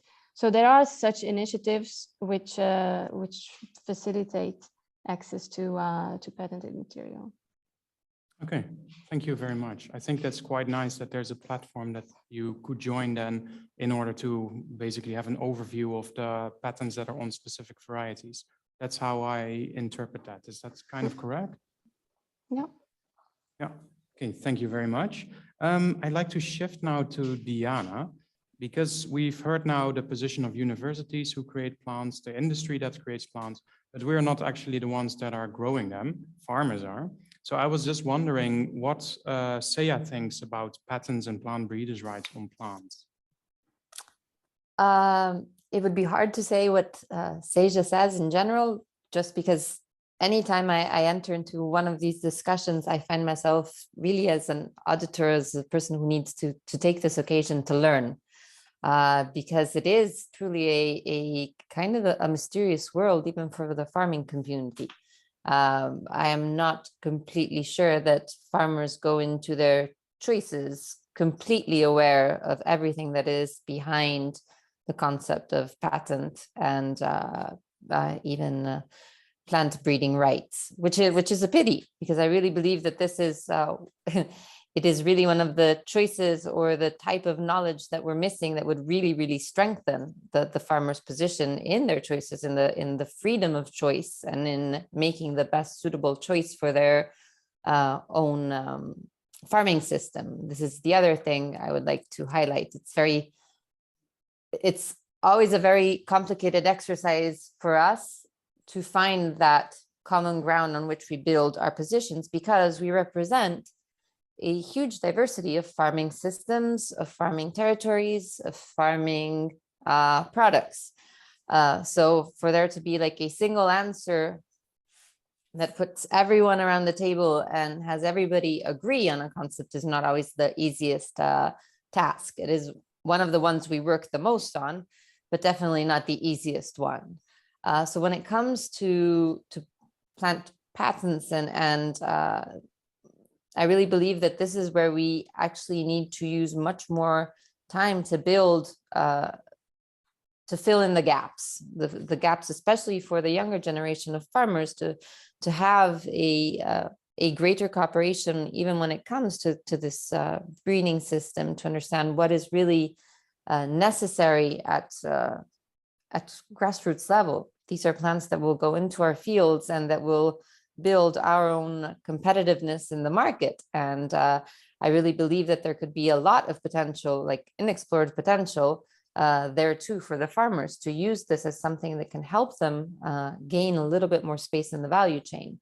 We were saying before that how these the new genomic techniques will also be something that will enhance the sustainability of farmers. Well, let's all use this as a tool, as an instrument in communication and in the way we approach the market, and help farmers be more I'm thinking of the word in Italian, consapevoli, more sure and assertive in their choices when it comes to plant varietals and to what they use. I know it's not to elude the answer, but it's just to say that it's very hard to have a single answer when it comes to this topic. Yeah, I can understand. I mean, you represent so many farmers, so many opinions. Not every situation is, of course, the same. But out of curiosity, since the 50s or something, we started, well, but let's say differently. Before the 50s, I think every farmer would make their own varieties. And then after the 50s, this component of farming life was basically taken over and industrialized by breeding companies. And now it's really specialized where farmers grow the seeds and the breeding companies can offer them advice on which seeds to buy and which seeds to sow. And I was just curious about what your opinion on whether this is a good thing or not that has happened, or whether farmers should still make their own crops and sow their own seeds.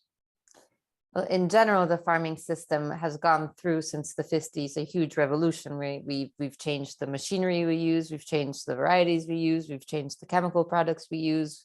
We've changed the farming system, and of course this has had its benefits. It's also had, of course, its counter effects, but we can't deny that it had its benefits in helping us achieve food safety across Europe.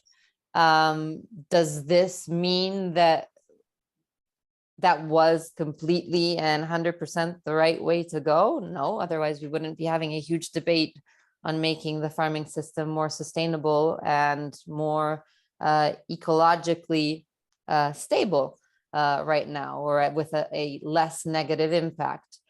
So could we also re-allow the farmers to have a little bit greater independence when it comes to these choices? I absolutely believe so. But I also believe that we shouldn't deny the fact that there has been a huge improvement when we did allow researchers and research facilities to kind of analyze the different particularities of a plant varietal and understand what was the best variety for a specific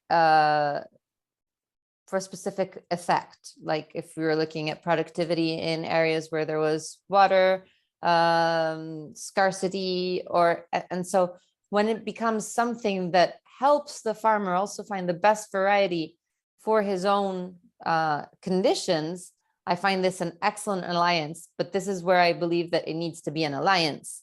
When we work in silos, so we have the farmers on one side that are taking the plant varieties, or in the other case, using the... Yeah, okay. She didn't care, obviously. Pardon? Someone was not muted, I think. Okay. Sorry, I also have people walking into my office. Go on. The beauty of being actually at the farm is that I don't have the quiet of Rome. So I was saying, I really believe that now that we are at a breaking point, let's say, where we are putting a lot of things on the table. So how do we make European agriculture more sustainable towards the environment, towards civil society, giving us safe, healthy, sufficient products? We do it by rebalancing the whole relationship. And this is where I was saying that whole knowledge gap that there is between the farming community at local level and the world of plant breeders and the world of research. And now that we have new, even more mind-blowing technology coming into place that can really help us solve very local and very specific problems, that is where I believe that this is this is a breaking point, but an excellent one, because if we build it on a relationship of trust where everyone in the value chain, including the researchers and the plant breeders, and work together, and not just basically as if it were just a commercial relationship where I'm selling you something, then I really think that this is the right path to reshape the EU agricultural system in general. Thanks, Diana. That's a good point.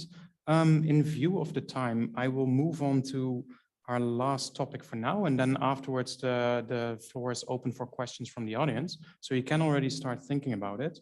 But before we open the floor, I want to go back to Martin, because you're an expert at gene banks. So I think we all know and understand it, but can you explain why we need gene banks and why biodiversity is so important? Yeah, thank you. Well, I think we all agree that agrobiodiversity is extremely important to ensure food supply, food security for the world in the view of population growth and especially climate change. Suitability of plant varieties, even of crops, will shift due to climate change. New pests and diseases will appear. So it will be important to continuously adapt the crops to the new situation, to the new climate situation. And for that, it's important to have a large pool of biodiversity to get your new properties from. And so, well, in the conservation of biodiversity, usually distinction is made between ex situ conservation, which is conservation of material outside natural conditions, and in situ conservation and on-farm conservation, which is conservation in natural conditions or in farmers' fields. And what gene banks do is they especially focus on this ex situ conservation, and they usually keep seeds of crops and they keep them under controlled conditions, and in this way they fix the biodiversity which is present. And whereas in case of in situ conservation, biodiversity may disappear because of climate change, because a certain area is not suitable anymore for a crop. In ex situ conservation, this biodiversity will be preserved. So and of course, gene banks not only are working on the preservation, the conservation of material, but they also promoting the use of it, because they are exchanging the seeds with other gene banks, and they are giving out the seeds to breeders, to researchers, to NGOs, to farmers, so that they can use these seeds. Because it's not like a stamp collection; it's an active collection which has to be kept alive and which is continuously being distributed to users. I wanted to ask you about that indeed, because let's say I want to breed a resistant potato plant, and we find that there's a Peruvian variety that is resistant to a particular disease, then it would not be as easy as just swooping in and taking this potato, right? You work on access and benefit sharing. We have the FAO International Treaty on Plant Genetic Resources for Food and Agriculture, long name. And of course, we have the Nagoya Protocol. Can you share us a little bit more about that? Yeah, well, this session, this symposium is about IPR and not access and benefit sharing, but in fact, these two things are related. Because, well, to put it simply, you can say that intellectual property rights, they concern rights on products made on the basis of genetic resources, while ABS, access and benefit sharing, is concerned with rights on the genetic resources themselves, so which are used for making these products. And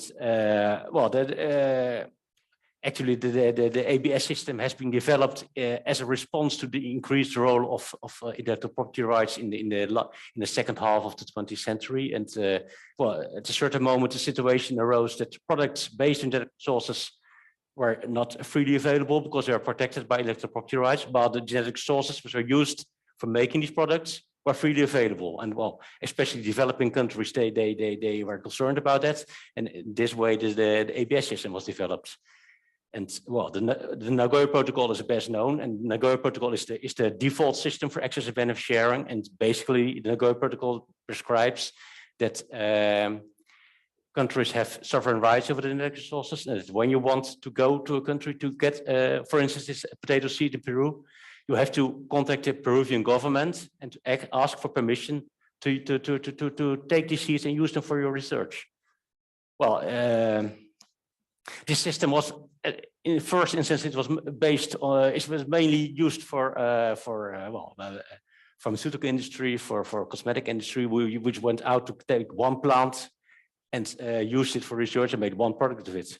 in the case of plant breeding, often many plants from different areas, they are combined into a new variety. So this bilateral system in which you have to go to every country to arrange your permits is not very well suited for plant breeding. And for that reason, the treaty with a long name was developed, the International Treaty on Planetary Resources, Food and Agriculture, which is usually referred to as the International Treaty. And in this system, there's not you don't have to go to every country separately to get your permission, but there's it's a kind of multi-lateral system, and on the basis of one standard contract, you can get access to a range of genetic resources, and it's much easier. But this of course, the standard contract also has some implications for the intellectual property rights, because if you obtain this material in the facilitated way through the standard contract, then you are not allowed to place patents, or you are allowed to place patents. You are not allowed to protect this material without it being available for other users. So the material has to remain available for others.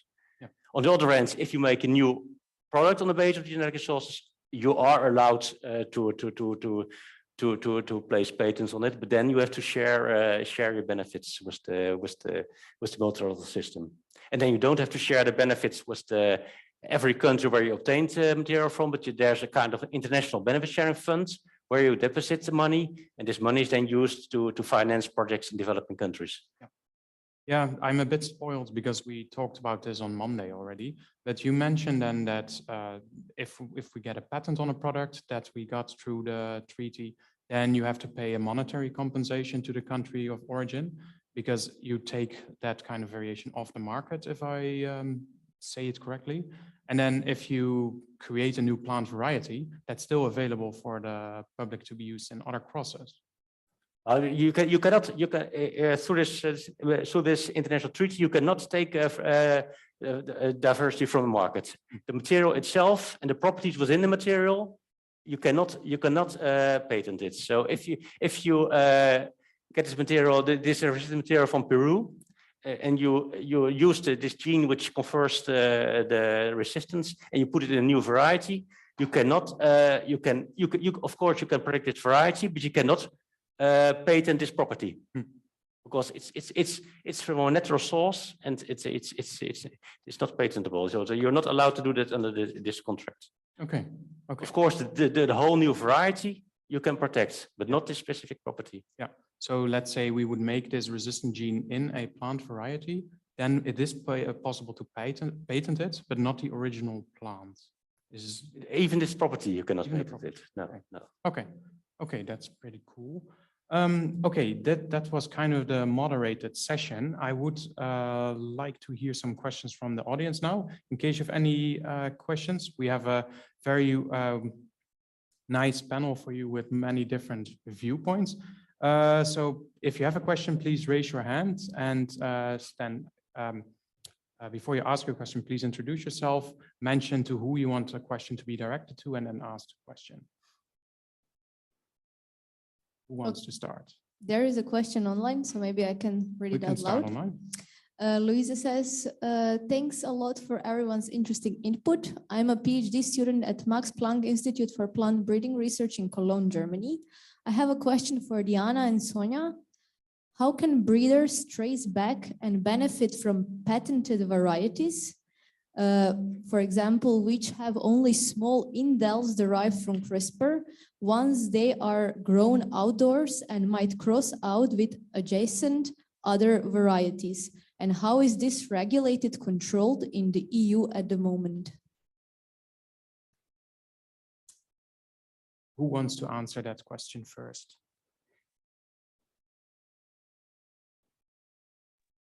I would say it's more for Szonja. Yeah, Szonja. I can try, but I need some clarification. I'm sorry about that, what indels are. Can you repeat the question, Patricia?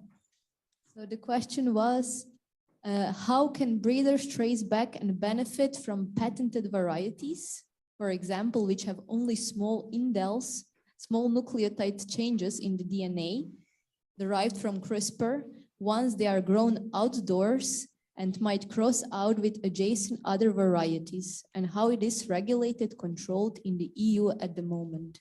Yeah, okay, so you make a mutation, it gets outcrossed, so you can't really trace back anymore where did this mutation come from?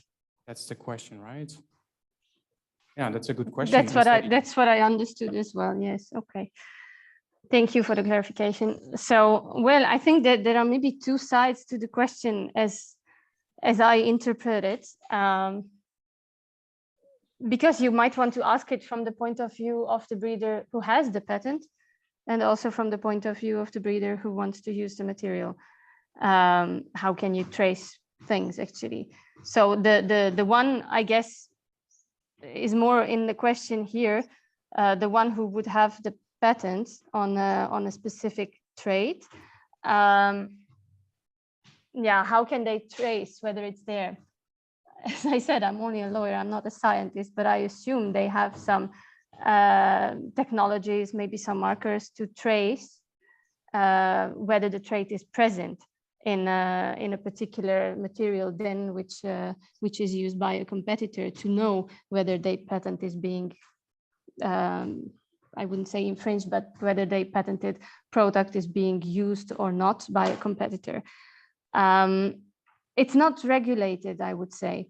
So I don't think there is any regulation at the EU level on how this can be traced, because it's IP, it's a private right. So it is really for the IP holder to have a system whereby they can trace whether their patented innovation is within a material that is being used by a competitor or not. I don't know if that answers the question. From the side of the breeders who would want to use material, how can they know whether something is falling under patent protection or not? It's a difficult thing to know, actually, because breeders are not used to reading patent claims. Patent claims can be very difficult to understand and can be even more difficult to be able to try to match it with varieties. So to know whether in a particular variety the patented or the claimed invention is actually present or not. So normally, yeah,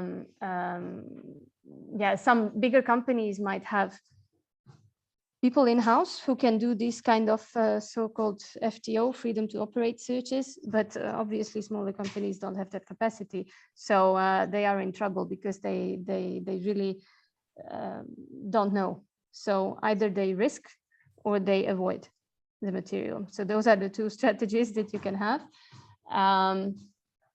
But what we try to do in order to facilitate things, especially for smaller breeders, to increase transparency, we created a database which is called PINTO. It's Patent Information and Transparency Online. It's a public database that we set up and we are running as Euroseeds, where actually the companies who have patents on some particular characteristics which are in commercial varieties, they provide information on the commercial varieties which contain the patented element. So yeah, it's really public database, anybody can have a look. So it helps the breeders to quite a large extent to already have an initial source of information whether the particular variety might be patented or not. Yeah, so basically before Pinto, if I go to the supermarket and buy a tomato to grow my own plants, I would have no idea if there are any patents or plant breeders' rights on it. But in the Pinto database, I would be at least kind of able to search for a particular trait or patents on this particular tomato, right? Yes, yes, but I have to add that Pinto is a database on voluntary basis. So yes, you should never take it for granted that if something is not there, then it's not patented, because of course it's only on the voluntary decision of companies to contribute. For the time being, all our members contribute. So all the companies who are members of Euroseeds provide information on their varieties which are covered by patents. But you also have to know that it's not only breeding companies who might have patents. And for the time being, we don't have information from other potential patent holders. Yeah, thank you. Speaking about the technical limitations of detecting where the mutation came from, Richard, maybe you can shed some light on that. Would it be possible if we make a CRISPR mutation and it outcrosses into the wild and I take that wild plant, is it then possible that we can trace back where that mutation came from? Well, no, I don't think so. I mean, that's one of the issues with the whole CRISPR-Cas discussion, that if you do a mutation, a normal gene knockout, then it might have been arisen by EMS or by natural mutation or by CRISPR-Cas. So only if you tell what you have done, you can say, okay, this was under the European law still GM or exempted because it was a natural mutation. Yeah. So you cannot trace it back. In the beginning of the CRISPR-Cas, there were even people who said, okay, put a flag on it so that you can identify your CRISPR-Cas mutation. But that's of course a bit weird. Yeah. A very nice technique, which is clean, and then you're going to add something in order to be able to trace it. So yeah, you mean like put a signature mutations in your a kind of DNA sequence which you can do, and then you can develop a PCR, and then you know this was a gene edited product. Yeah. But as long as you don't put a signature in it, it could even be possible that two companies at the same time make exactly the same mutation. You have no idea who is the... Yeah, and one could say this was by gene editing, and the other could say, well, this is natural mutation. Yeah, nobody... And only if a disgruntled employee goes to the police and says, well, I know what they've done, then it might go differently. But otherwise, it's very difficult. Yeah, but I guess it would also be very risky for a company to try that. Yeah, and of course, so I don't think that the companies will do that. But I mean, the same holds true with all the different countries around us, where there is now exemption of different types of gene editing. If that enters into the harbor of Rotterdam, well, okay, how are we going to check that? Yeah, that's indeed a question for a different panel. I know that there's a lot of work being done on that as well. Any other questions from the audience or online? We have one question here. The microphone is on your way. Maybe I can add something, because there was a talk about why plant breeders' rights and why patents, and why plant breeders' rights are done because it costs money, etc. But I think you should realize that a patent is, well, at least 10, if not much more expensive than a plant breeders' rights, because let's say €1,000 to start, and then a fee per year, then you can have your variety. And there are a lot of breeders, especially in ornamentals, who like to have a variety with their name as a variety protected. So yeah, they do that, and they do that for a couple of years. So the money aspect between patents and plant breeders' rights is also very important. Yeah, good point. Right. Yeah, so my name is Jonathan. I'm studying here at Wageningen, Master of Plant Sciences. I have a question for Diana. You said that you're representing a large group of farmers with very diverse systems, cropping systems, environments. And do you feel that current varieties and the varieties are available, or how they are being utilized, are limiting to this diverse set of systems, or is that sufficient, or should there be a change in that way? So your question is basically, is there enough variation on the market that you can choose from, or is it too limiting? Yeah, exactly. Yeah. And for example, with these more diverse systems, exactly, I can imagine that there's some way that they can be utilized better. Yeah. Diana.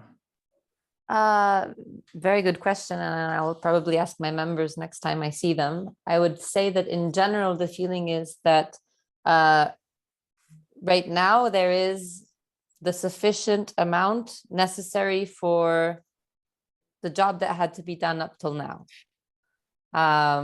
What I see is that in the years to come, we will have to change a lot of the ways that so far have been utilized. We will have probably less plant protection products available on the market. We will have a constant challenging climate system that is going to be very stressful on the agricultural system in general. And I believe that we will have a even more challenging and I believe in a solid and correct way problem with the final consumer and the final customer, and so with civil society in general at large. And so if I look at the future, I believe that instead we are probably in a situation of scarcity of solutions and of alternatives. So while we go looking for alternative production systems, probably alternative crops what could have been grown in certain soils up to yesterday will probably not be what will be grown in 5-10 years. Well, as we go through this big process of adaptation and, as I said, of reshaping, I believe that we will need more alternatives. And that is why we need even the way that alternatives come into the market to be fair, to be transparent, and to, again, kind of level the playing field and not always kind of squeeze the farmer into a taker position, maybe even here in terms of what varieties we can use and what the market provides and what the industry provides. So I feel we're at a good point, but especially this is the moment when we have to give a new direction to where we go in the future. Thank you, Diana. Any other questions? I think I saw something pop up online, but is there anything right now in the audience? Then we can maybe move to the online question. Yeah. Then I'll read out the online question. It's from Manash, and she's I hope it's she, is a co-founder of Euroseeds. It's an Irish company focusing on legume improvement using mutagenesis tilling method. Yeah, and tilling is a high throughput mutation breeding using EMS chemicals. And her question is towards Yolanda on EDV. And yeah, it says, so I mutagenous a commercial variety that I bought from store and cross it to my own germplasm. Is this still EDF or EDV, sorry? Is there a definition about, say, less than 50% genome similarity to original parent? Is that then the EDV or not? I'm sequencing the parents and my lines and showing that they are different now. That's a quite broad question, but I think it's kind of, so they have a variety from a company, they do EMS, but then they also cross it with their own variety, they sequence and they show that it's whatever percentage the same, right? Okay, Yolanda.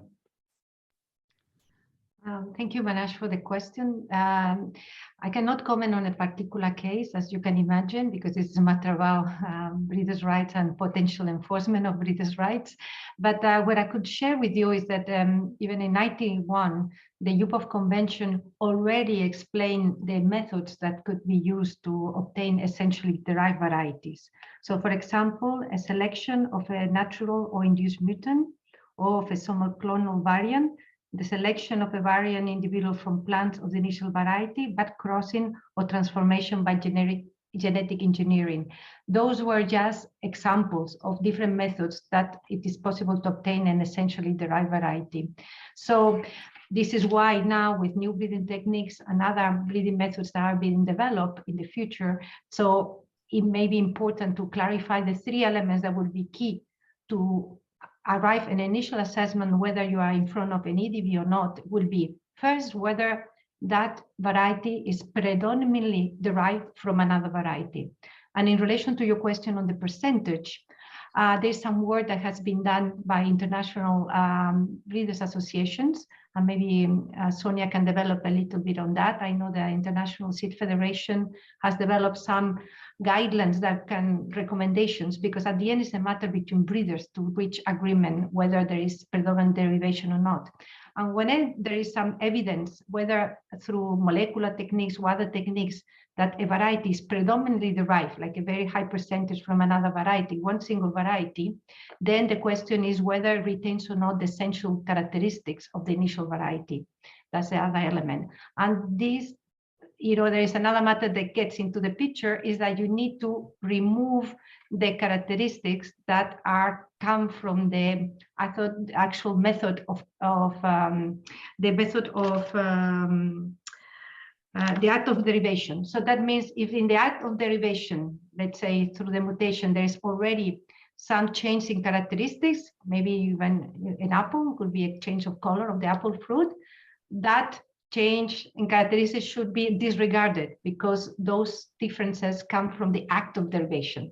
So as you see, it's a complex matter. And in addition, the essentially derived variety needs to be clearly distinguishable from the initial protected variety. So if you match the three, then you have an EDB. But in any case, I think the key element is that through molecular techniques, through different methods, it's possible to already assess or not whether there is predominant derivation. And that's the moment where maybe the relevant parties need to sit in the table and find some common agreement on how to commercialize the new variety that may come up from using these methods. So I don't know whether, Szonja, you would like to add something?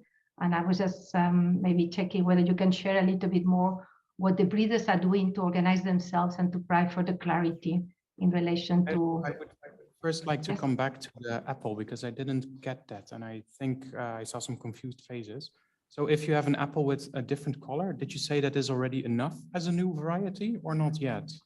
Okay, maybe I go a little bit back. And I would like to know if there is an apple breeding breeders in the room, please help and support or clarify.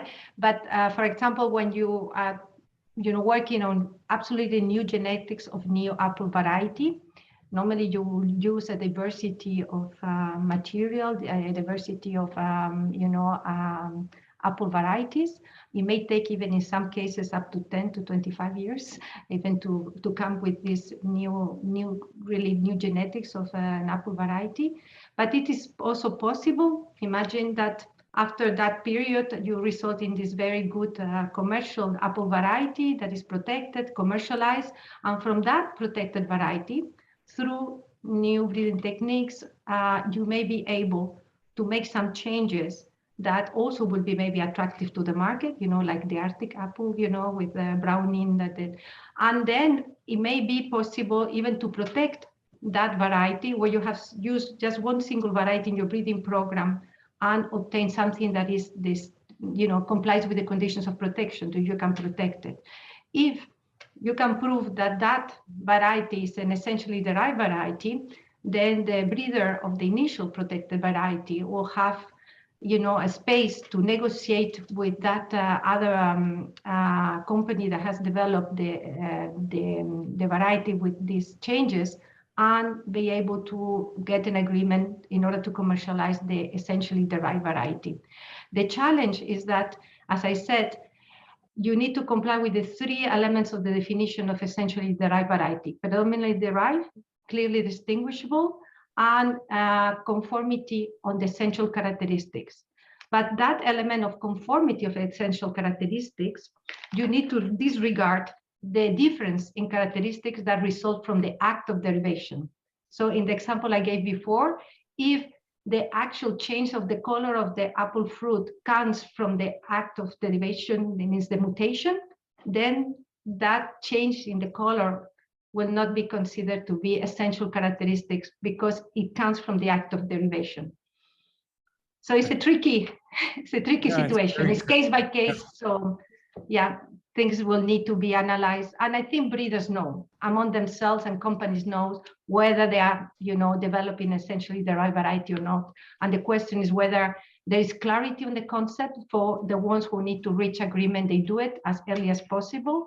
And they may even give cross licenses, between the breeder of the initial protected variety and the breeder of the essentially derived variety, because there may be commercial advantages for the two parties. Yeah, so that brings me then to Szonja. So there is active, not negotiations, but the industry is working towards making this easier. Then. Yeah, what the industry has done or started doing for a couple of crops where EDVs might occur more often is to come together and try to set an accepted EDV threshold. Accepted meaning accepted by the industry, so accepted within the members of the International Seed Federation, which is the worldwide organization or association of breeders. So in a number of crops, the International Seed Federation has come to conclusion on such EDV thresholds. I don't have the crops in the top of my head, but we have done the same at the European level for potatoes to really set what would be the so-called accepted EDV threshold, which means that if the genetic similarity between the initial variety and the alleged EDV is higher than the threshold which has been set by the industry as the accepted threshold for EDVs, then it would kind of reverse the burden of proof from our point of view. So if then it's proven that the genetic similarity is higher than the threshold, then the breeder of the alleged EDV would need to prove that it's not an EDV. Okay, thank you. Elena, did I see that you had a question? Yeah, I have a question. And is it enough close? Yeah, okay. we hear you. It's about the farmer's privilege, and it is then maybe for Diana. And it is then about farmer saved seed and that practice related with the plant breeders' rights. And well, the question first is if farmers want to save their seeds, and what are then maybe, this is also maybe for Yolanda, what are the legal challenges related to farmers saved seed practices? Thank you. Thank you. Diana?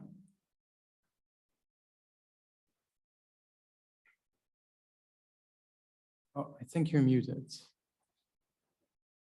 Sorry, I was saying, having to admit again my incapacity to answer for all farmers. If it's okay, I'll use, let's say, my example. I'm a wine grower from Tuscany, and for many years I've been studying our vineyards and kind of analyzing the way that they've changed, they've adapted to our soil, to our climate conditions. And also I've seen how the industry has changed the varieties that have been used in the vineyards we replanted. So I started studying side by side the vineyards that had been planted, let's say in 2005 and 2008, with varieties of Sangiovese that had been really constructed to give a more giving product, something that had stronger tannins, deeper color, that really had a polyphenolic structure that was very different from the typical Sangiovese that was being grown in the Chianti Classico region, that in its history had been blended with other varieties because it was missing some particularities such as color. In the old days, you would add colorino, which is a varietal that has a tinting, it has a red pulp rather than color molecules only on the skins, and they would use this colorino to give Sangiovese and Chianti Classico color. Now you have a Sangiovese varietal that instead has much more anthocyanosis and so much more color molecules, and so doesn't need this colorino as much. But in my case, what I was noticing that this advancement that we were getting was in a way taking us away from what was the tradition of the wine culture here. No, Chianti Classico is a very small DOCG, a very historical one that has been defined for doing quality wines since the 1700s, and that had this history. And so for me, the idea that the industry was giving us something that was already solving some of our initial problems, but that the initial problems had been solved by the history of the denomination through blending, made me feel uncomfortable with the direction that the industry was pushing me in, if that makes sense. So for example, what we did, we took our own cuttings from our own plants for about 4 years and regrafted them in order to bring that genetic material into our own plants. But this was for me impossible to state because of all the rules and regulations on plant breeding. And so this was, as I said, was a bit in the Italian style. You just kind of do it and hope that nobody will ever come and question you too much about it. But for me, it was, so maybe, yes, there are farmers who actually have that sensibility, have that capacity to see something that is so specific to their needs, to their conditions, to their desire on how they want to farm, and that is really relevant. It's not just being a stubborn farmer who's stuck in his own ways, that then instead the world of regulation doesn't help us kind of also be allowed to use that to move that desire in, also into a legal framework. Yeah, thank you. The second part of the question, Elena. What? Yeah. Yolanda, do you want to add something for the legal challenges of farmers reusing the seeds? I think after that answer, we also stop the question round. Please go ahead. Yes, thank you for the question. I mean, in our work in UPOV, we help countries to develop their legislation in order to become UPOV members. And if there is one provision that is a very important provision and a challenge one to draft, is the one concerning farm-safe seed. This is an optional exception under plant breeders' rights, and it is up to the legislator to include it in the national regional legislation. The majority of UPOV members, they do include that exception, and it is adapted to the particular circumstances of the country and the objectives.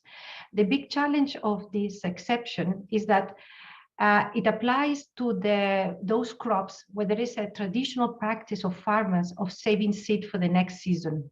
So that means we are really talking here about a small grain cereals or potatoes, means that the variety, the propagating material has the capacity to, when it's planted and you obtain the harvest, to the harvest as such to be kept and conditioned as seed for the next season. So in general, there's no traditional practice of farmers, to my knowledge, as in the UPOV guidance in relation to fruit, ornamentals, and vegetables, because in general, you don't use as such the fruit or the flower or the vegetable as the basis for propagating purpose. You use other parts of the plant. So the big challenge at the policy level on finding the right balance between the needs of farmers, because in a way, as it was mentioned today, farmers need constant flow of improved varieties. And that will only be possible if there is incentive for breeding in order to meet the needs of farmers with improved varieties that will meet their particular conditions. So if you have a farm-safe seed provision that is very wide, and there is no incentives going back to the breeder, then the whole plant breeders' rights system will be empty, and there will be no incentives, and the farmers will be facing challenging situations if they cannot access these improved varieties. On the other hand, if you're not taking into consideration the practice of farmers of saving seed and the reasons they may have to save seed, sometimes because they are in remote locations and they need quality seed at the right time of the year at the right quantity. So that also will be a challenge. So normally there is a need to find a right balance. And in general, a lot of legislation, they exempt small commercial farmers from paying remuneration back to the breeder for farm-safe seed. But then I would say the other commercial farmers, large or middle commercial farmers, they do pay something back to the breeder for farm-safe seed because they have interest to continue invest in this development of new varieties to meet their needs. Yeah, so this is what I will say. Yeah, it's a careful balancing act, but it also depends on the crop and about the circumstances. In view of the time, Szonja, I'm really interested in your answer as well. I see you raise your hand. I would like to close the session in a few minutes though, so please keep your answer short. Yes, sure. Now, I just wanted to add something, if I may, on the farmer's privilege, because I think the question was also asking about legal challenges for farmers, but I wanted to know that there are legal challenges for breeders as well in implementing this derogation from the right, I would say. And I just wanted to mention how it works in the EU legislation. So there is a regulation on plant variety protection in the EU where there is the privilege, which is provided, where farmers can reuse the product of the harvest in the next season on their own farms. And then they have to pay a remuneration to the breeder, which is at the minimum 50% of the royalty level, which would be the royalty on certified seed. So it's a lower level of royalty, and then small farmers don't have to pay. But the legal challenge is that there is no guarantee in the laws. There is no provision really which allows breeders to know which farmers have used farm safe seed of protected varieties. So it's very, very challenging for the breeders, at least in the EU, to put in place systems whereby they can actually know who has been using farm safe seed of protected varieties and who they have to invoice to get the remuneration. So as Yolanda said, the balance is very important to still have the remuneration from the farmers also on the use of farm safe seed, but it's a very important legal challenge for the breeders to actually enforce their rights. Yeah, so it is possible for a farmer to reuse their seeds as long as they pay 50%, I believe you said, of the original cost. But it's difficult to enforce, and maybe the Italian method is working in some cases on that as well. With that, I would like to close down our panel session. Of course, I want to give a big round of applause for all our panel members who were here today.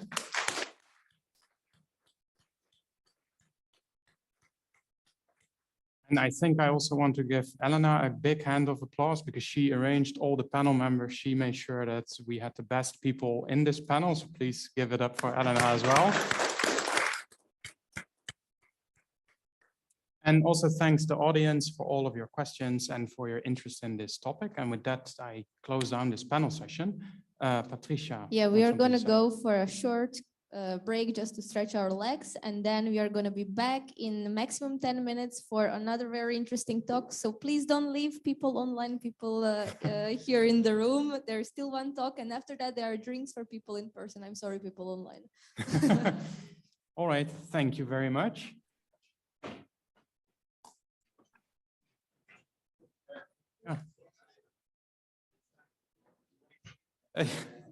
Ja, ik doe mijn best.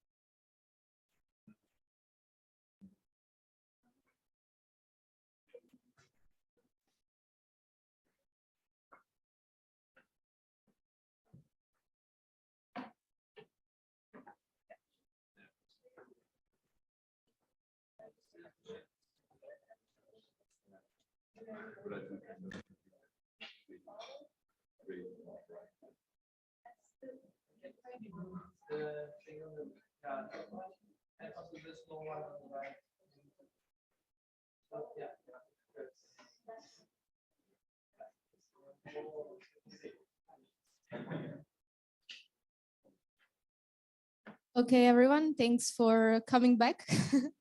So we still have one very interesting talk given by Dr. Ruben van Hek, who also obtained his PhD from Wageningen University in systems and synthetic biology.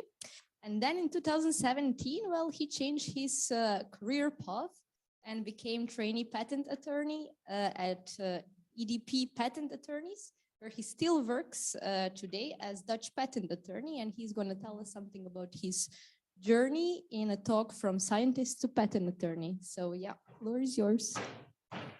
Yes, thank you.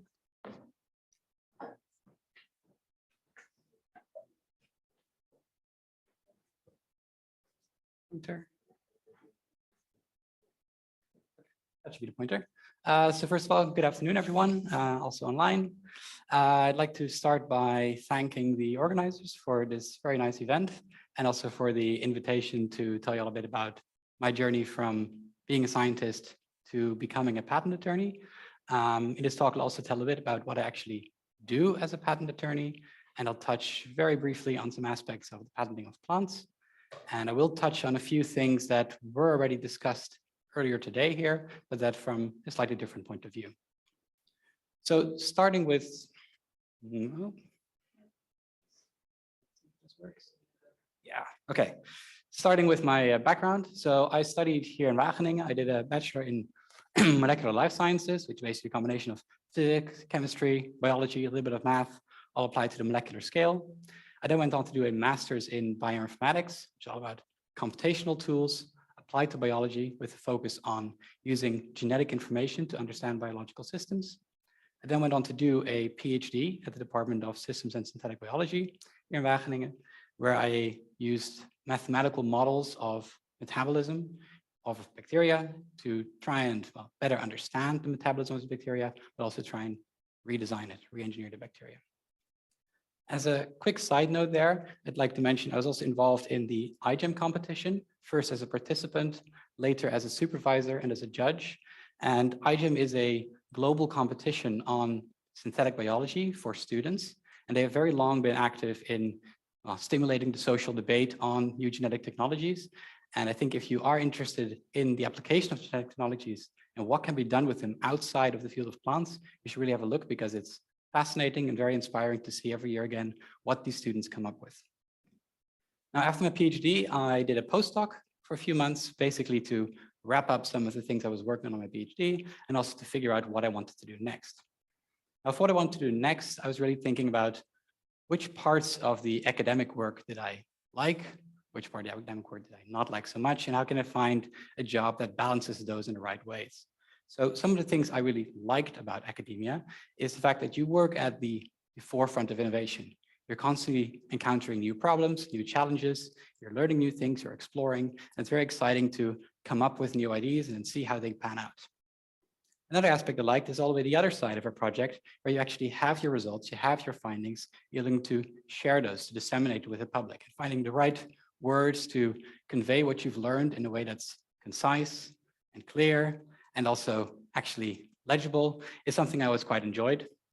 And I think most importantly, what I really liked about work in academia is that you get to work together with other people, other scientists, and scientists tend to be very passionate about what they do, and they care a lot. And there's, I think, nothing more motivating than working together with people who really care about solving a problem, working on a problem together. A few years earlier, one of my former colleagues had gone into patent law. And at the time when he was telling about it, I didn't really think much about it. But then when I was myself thinking about what do I want to do next, I kept coming back to this idea of maybe going into patent law because I figured that, well, you are still at the forefront of technology and constantly being presented with things that by definition basically are new, where you get to learn new things, but also think along with inventors on how to actually approach their position. As patent law is part a legal procedure, I also figured that writing is very important there, trying to find the right ways to say exactly what you want and find the right definition. That's something I figured I'd be good at and that I'd enjoy. And where I thought scientists are enthusiastic, passionate people, I figured that inventors, entrepreneurs are probably doubly so. So I thought that could be a fun crowd to work with as well. Now, so in 2017, I then noticed there was a position opening here in Wageningen at EDP Patent Attorneys. I applied, and then I started working there. Now, you might think that this is a bit of an unusual career move, or unusual career path, but actually, in order to become a patent attorney in the Netherlands, you have to have a master's in a technical field. And although it is not a strict requirement, it is basically the norm that you also have a PhD. So among patent attorneys, my background is not very unique at all. It's kind of the norm. The other requirements to become a patent attorney are that you have to then get legal training, both in terms of general law, but also specifically focused on patent law, for which you have to then pass a bunch of exams. And you have to work under the mentorship of someone who is a qualified patent attorney for a number of years. And last year, I was sworn in as a Dutch patent attorney. Now, I also intend to become a European patent attorney. There's a few additional requirements there, one of them being that you have to pass the European qualifying examination, which is another bunch of relatively tough exams. And I'm currently waiting on the outcome. So I hope to be able to call myself a European patent attorney later this year. Now, before I get into a bit of what I do, I want to talk about what a patent really is. And I was really doubting whether or not I should include this slide, given that I'm the last speaker at a symposium on plants and patents. But I'm glad I kept it in, because I think what is at the core of a patent for me is that a patent is a deal between inventors at the one hand and society at the other hand, where the inventor provides knowledge. They provide information, how their invention works, what it can be applied for. And in return for that, they get the right from society to exclude others from commercially exploiting their invention. So we share, basically, we get knowledge as society, and we give the right back, patent right back to someone. And thereby, the patent system doesn't only stimulate innovation, but it also stimulates dissemination, the sharing of knowledge. Besides that, a patent is also a legal document on technical subject matter. In order to have a successful patent application, it really needs to be written by someone who both understands the legal considerations and the technical considerations. That is exactly what patent attorneys are for. So at EDP Patent Attorneys, we are what's called outside counsel, meaning that we do not have inventors, researchers in-house, but we support other companies, other people in their patent rights and navigating the patent right of other parties. And this takes the form of legal advice. We talked a bit earlier today about that patents are part of a business strategy. You can see probably in the top left corner of the slide there. That's also our point of view. Patents are always an element in a business strategy. So we always check first with our clients, do you actually want a patent? Maybe a plant breeder right would make more sense, but maybe also keeping something secret would make more sense, or just publishing it. The most common things that we discuss are patentability. Can a new development be patented, yes or no? Freedom to operate. Is what you actually want to bring to market, is it possible, or would you be infringing on someone else's patent right? And just general IP strategy. What is worth investing in? Which countries might you want to have a patent in? And how do you keep track of what your competitors are doing? And how do you navigate the rights that they have? Another important aspect of our job is that we get to represent our clients in front of the patent offices. Important one for us here is the European Patent Office. And it's primarily in the context of what's called prosecution. A prosecution is everything from the filing of a patent application until its eventual grant or rejection. And it's not at all the case that if you file a patent application, that you'll ultimately get a patent. In fact, in the biotech sector, and plant biotechnology would fall in there, less than 30% of filed patents ultimately lead to a granted patent. In other fields of technology, all other fields of technology combined, this is closer to 50%. So getting a patent on a plant product is actually really hard. Something that doesn't occur as often, but as patent attorneys, we also get to represent clients in front of the court. That can be, for instance, when a client has a patent and someone else is infringing on it, so we want to start litigation. It can also be in the case that someone is waving around a patent and we think that should never have been granted in the first place, and we want to have it nullified. For the rest of this talk, I will focus on patentability and freedom to operate. These are typically the first things that people come to us for, and I think are also the most, most closest to most of you, most easy to understand. So it was already mentioned by some of the previous speakers, but patentability analysis often starts with what we call an invention disclosure form. This is essentially a document in which an inventor describes what they have invented, how it works, how it's different from everything that exists, why it's better, how it's going to change the world, etc. And I always find it very exciting when I get an invention disclosure form, because it's an opportunity for me to learn something new and to explore a new topic. At this stage, we also always try to plan a face-to-face meeting with the inventors to discuss what they have. And I would say I was right in that inventors tend to be really enthusiastic. It tends to be that the invention is, their little baby, it's going to change the world, or their field, or at least their own lives. Maybe want to make a startup, and it's just energizing to work with people who feel that way. The very first step is actually to find out what the invention is. And that might sound trivial, but often we find that it's not what the inventor thinks that the invention is. So to give an example, an inventor could come to us and say, I've developed a drone for monitoring plant growth, maybe specifically for monitoring potato growth. And then we ask, so why did you develop this drone? They might tell us, well, there were no drones on the market that had the specific sensors that I need for my analysis.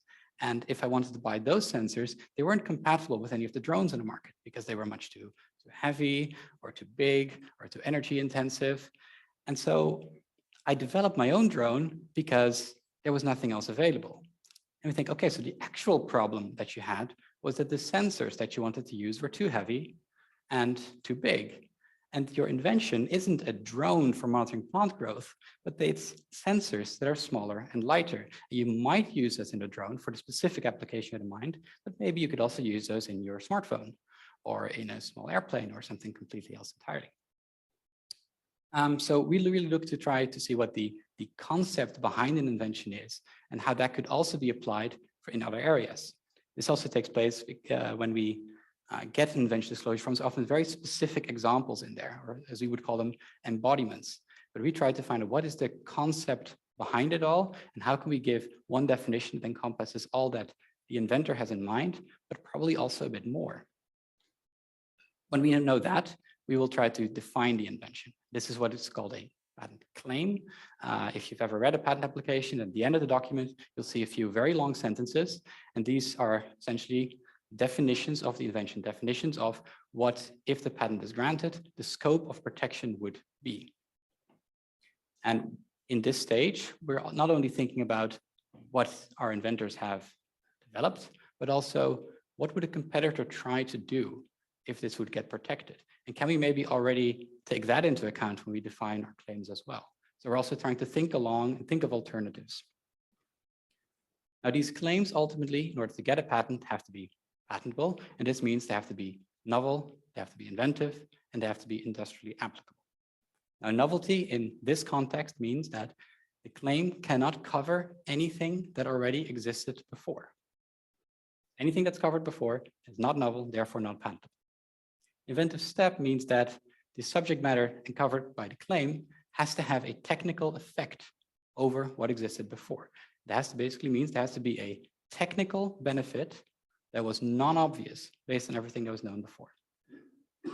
Industrially applicability is a little bit of a wash, but it basically means it has to be producible or usable in industry, which specifically includes agriculture.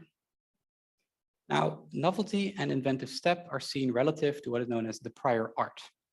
And what is prior art? Well, it's basically all information made available to the public by anyone that includes the inventors themselves in any form before the filing date of the patent application. Now, that's a bit abstract. Some very typical examples are the scientific literature and other patent applications. And the language of these documents is completely irrelevant. In theory, also a clay tablet from a language that nobody reads anymore, nobody speaks, could be prior art. Also, oral presentations, poster presentations are prior art. If you are in a train in Japan, you're discussing an idea you have in English with a friend, and there's nobody around you that speaks English, technically that conversation is still prior art because you discussed it in public. In fact, even a cartoon can be prior art. What we're seeing in this cartoon is Donald Duck with his nephews, Huey, Dewey, Louie, and they're trying to get a sunken boat back to the surface. And they're doing this by injecting it with ping pong balls, which are buoyant, thereby increasing the buoyancy of the vessel, which then slowly rises to the surface. And as it turns out, or as the story goes, a few years later, someone tried to patent a method of raising a sunken or stranded vessel by introducing buoyant bodies into the interior of the vessel. And so the patent examiner said, very nice, but Donald Duck already did it, so it's not patentable. So I talked a bit about novelty and inventive step and industrial applicability, which are the main criteria for patentability, but there are also exclusions to patentability. One of these, according to Article 53b and Rule 28.2 of the European Patent Convention, are that European patents shall not be granted in respect of plant varieties, essentially biological processes for the production of plants, and plants exclusively obtained by means of an essentially biological process. Now, the plant varieties part covers what is basically covered by the breeder's rights. So there is an alternative form of intellectual property for plant varieties. So therefore, you cannot patent them.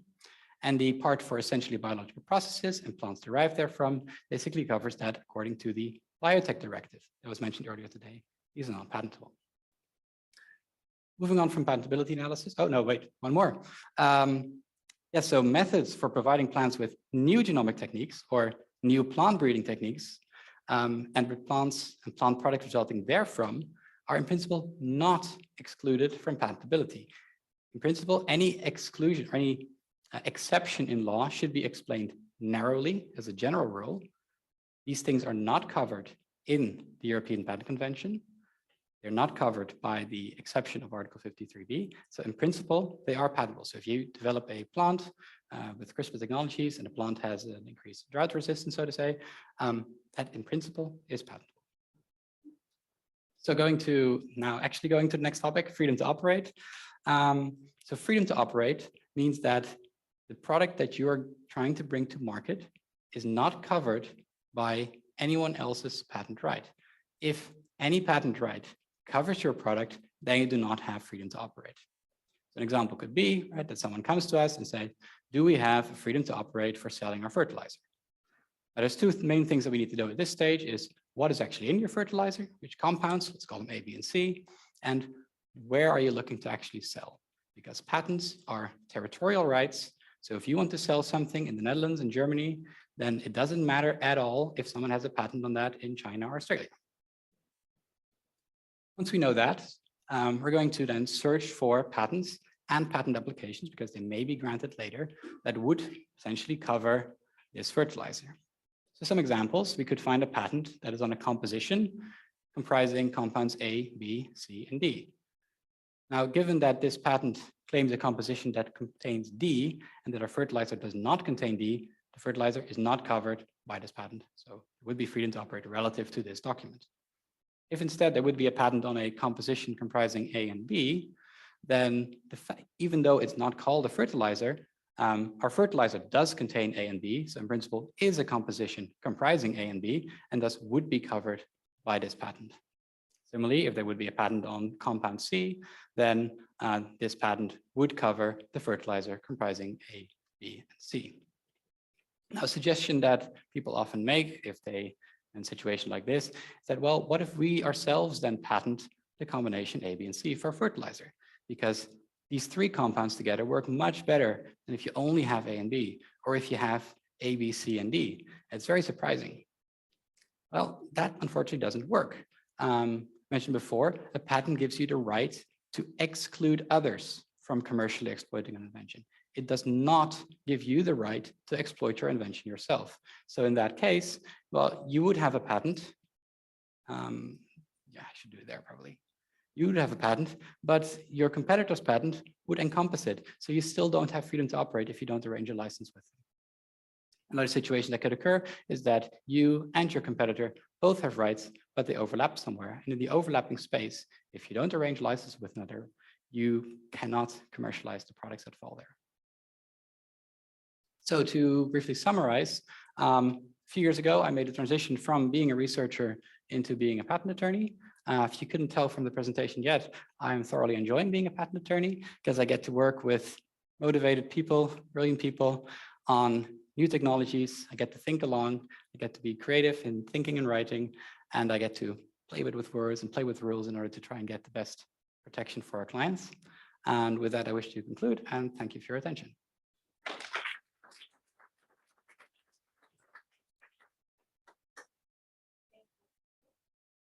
Thank you, Ruben, for your talk. Are there any questions for him here in person? Ruben, I have well, a few questions, but I'll start with one. So you mentioned that only 30% of the filed patents actually get granted in agriculture. Is there a reason why it's so low? It's in biotechnology at large. There's a few reasons. I think that it's a relatively unclear space because of the exceptions and because of the overlap with breeders' rights on what can actually be patented or not. There also is a higher bar for proof. If you have an invention that really just relies on Newtonian physics, then you don't really need a lot of experimental proof because people will look at it and say, yeah, that should work. But if you have an invention that relies on a transgenic gene, people aren't going to believe you if you don't show the data, right? So there's a higher bar for proof. And there's also a few peculiarities when it comes to biotechnology. You have to provide sequence listings, and you have to, in some cases, make biological deposits of your bacteria, fungi, whatever, to give others access to the material so they can well, reproduce your invention. Inventions have to be enabled. So there's a few extra hurdles in biotechnology that don't exist in other fields. There is one question online asking, For being a patent attorney, is having a PhD necessary? And are companies more interested in training PhDs? It is not necessary. It is a bit of the norm, but it's definitely not necessary. It depends a bit on which field you're in. So in life sciences, I think that really the majority of patent attorneys have a PhD. But if you go for more classical engineering, for example, then it's much less. But it's not a requirement. It just depends on the company that they will hire. Okay. Yeah.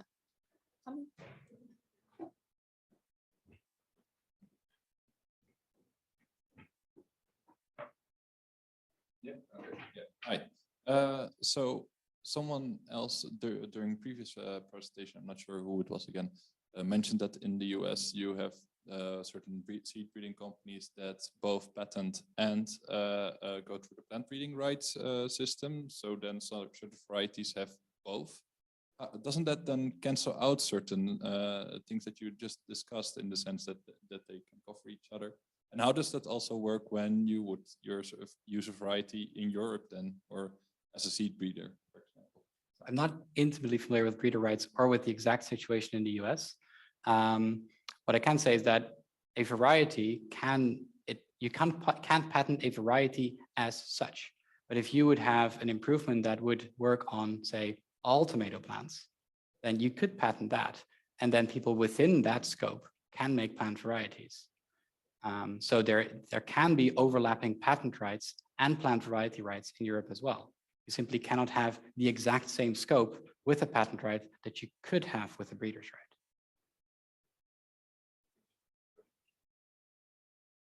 It's a nice introduction into the patent attorney. I actually wondering, in your job, for example, you are studying very specific on a certain topic in your PhD and your master, right?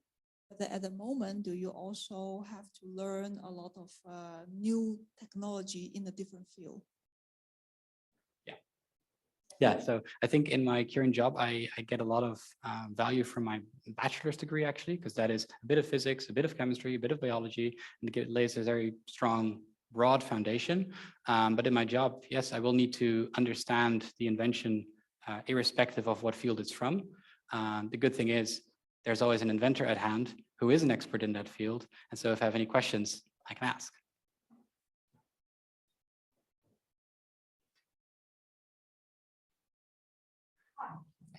I have a question. It concerns something that I have not often, it has not been so clear to me, which is the fact that sometimes I've heard people asking that sometimes if, for instance, a farmer buys a patented technology and then in the field it doesn't work as they expected it, then actually it is disconnected. Per se, but this has always been a bit confusing for me since patents per se legally are only exclusive rights for commercialization, but do not, well, they are not guarantees that actually something will work in the field. But maybe that is more a point of, well, the legal framework about liability and how that works in court and how patents maybe get entangled into that. Is that something connected with your work at all? And maybe, I don't know, can you just explain how it relates? Yeah, so a patent has to be enabled on its day of filing. This also means that someone else reading the patent document should be able to reproduce the invention. That is a requirement for patenting. So if an invention cannot be reproduced based on the disclosure of the patent document, then the person or the company holding the patent document should never have gotten it in the first place. So this can be grounds for having the patent nullified.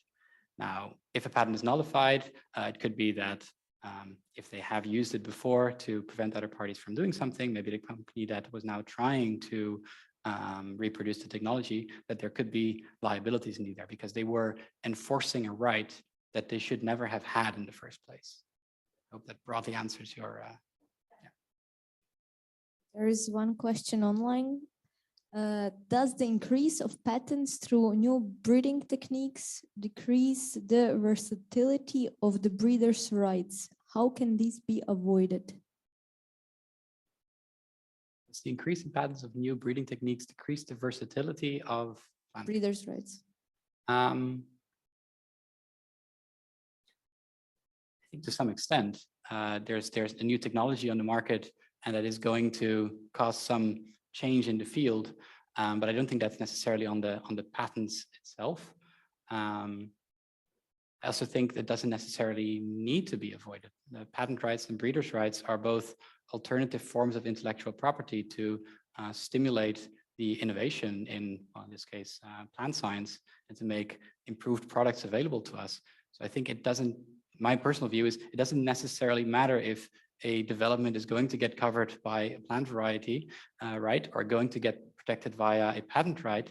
I think it's important that there is a form of intellectual property that rewards the person developing this improvement for their work. Maybe not an entire answer to the question, but.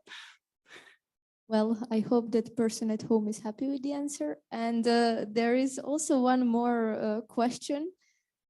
Can you share your view, if you have one, on this whole, well, CRISPR patent rights going from Berkeley and Jennifer Doudna to MIT? I don't know enough about the entire legal battle to really go into that. So I don't think I can give a good, clear answer on it. It's a very complicated struggle. And then just one short question. What would be the ideal path for someone with masters in plant breeding to become a patent attorney?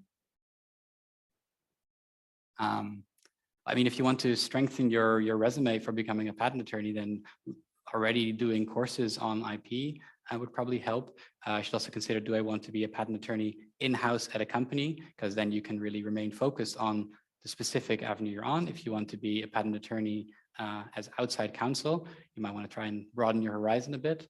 It's all about being the most interesting candidate for the position ultimately.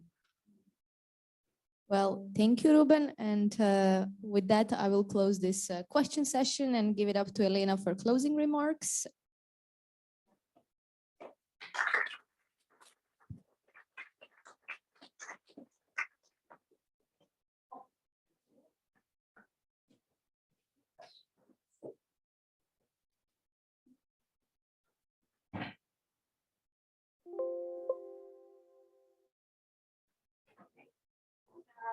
Well, first, I would like really to thank you all for attending today. I think plants and patents was a weird and very controversial conundrum to try to target today. I hope that today the different speakers showed a bit how fascinating also it could be, and not only controversial in many aspects, how it is a complex web of interests. Yes, also legal basis, but also actually stakeholders, interested people that are doing interesting things, from researchers to farmers as well. And how, per se, it is an ecosystem of these players. And what we were also interested maybe to give a bit of a sense of is that it is an ecosystem that right now, maybe possibly with the advent of NGTs that we are following quite eagerly politically at GeneSprout, this ecosystem might change.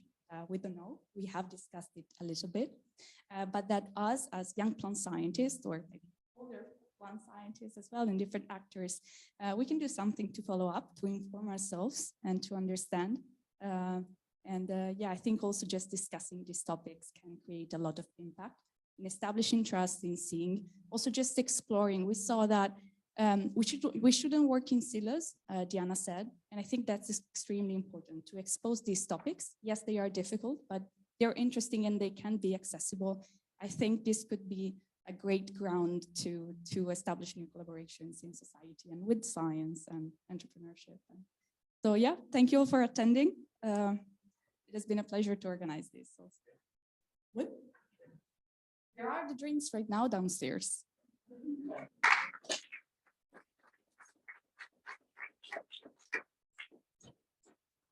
Thank you for the online audience as well.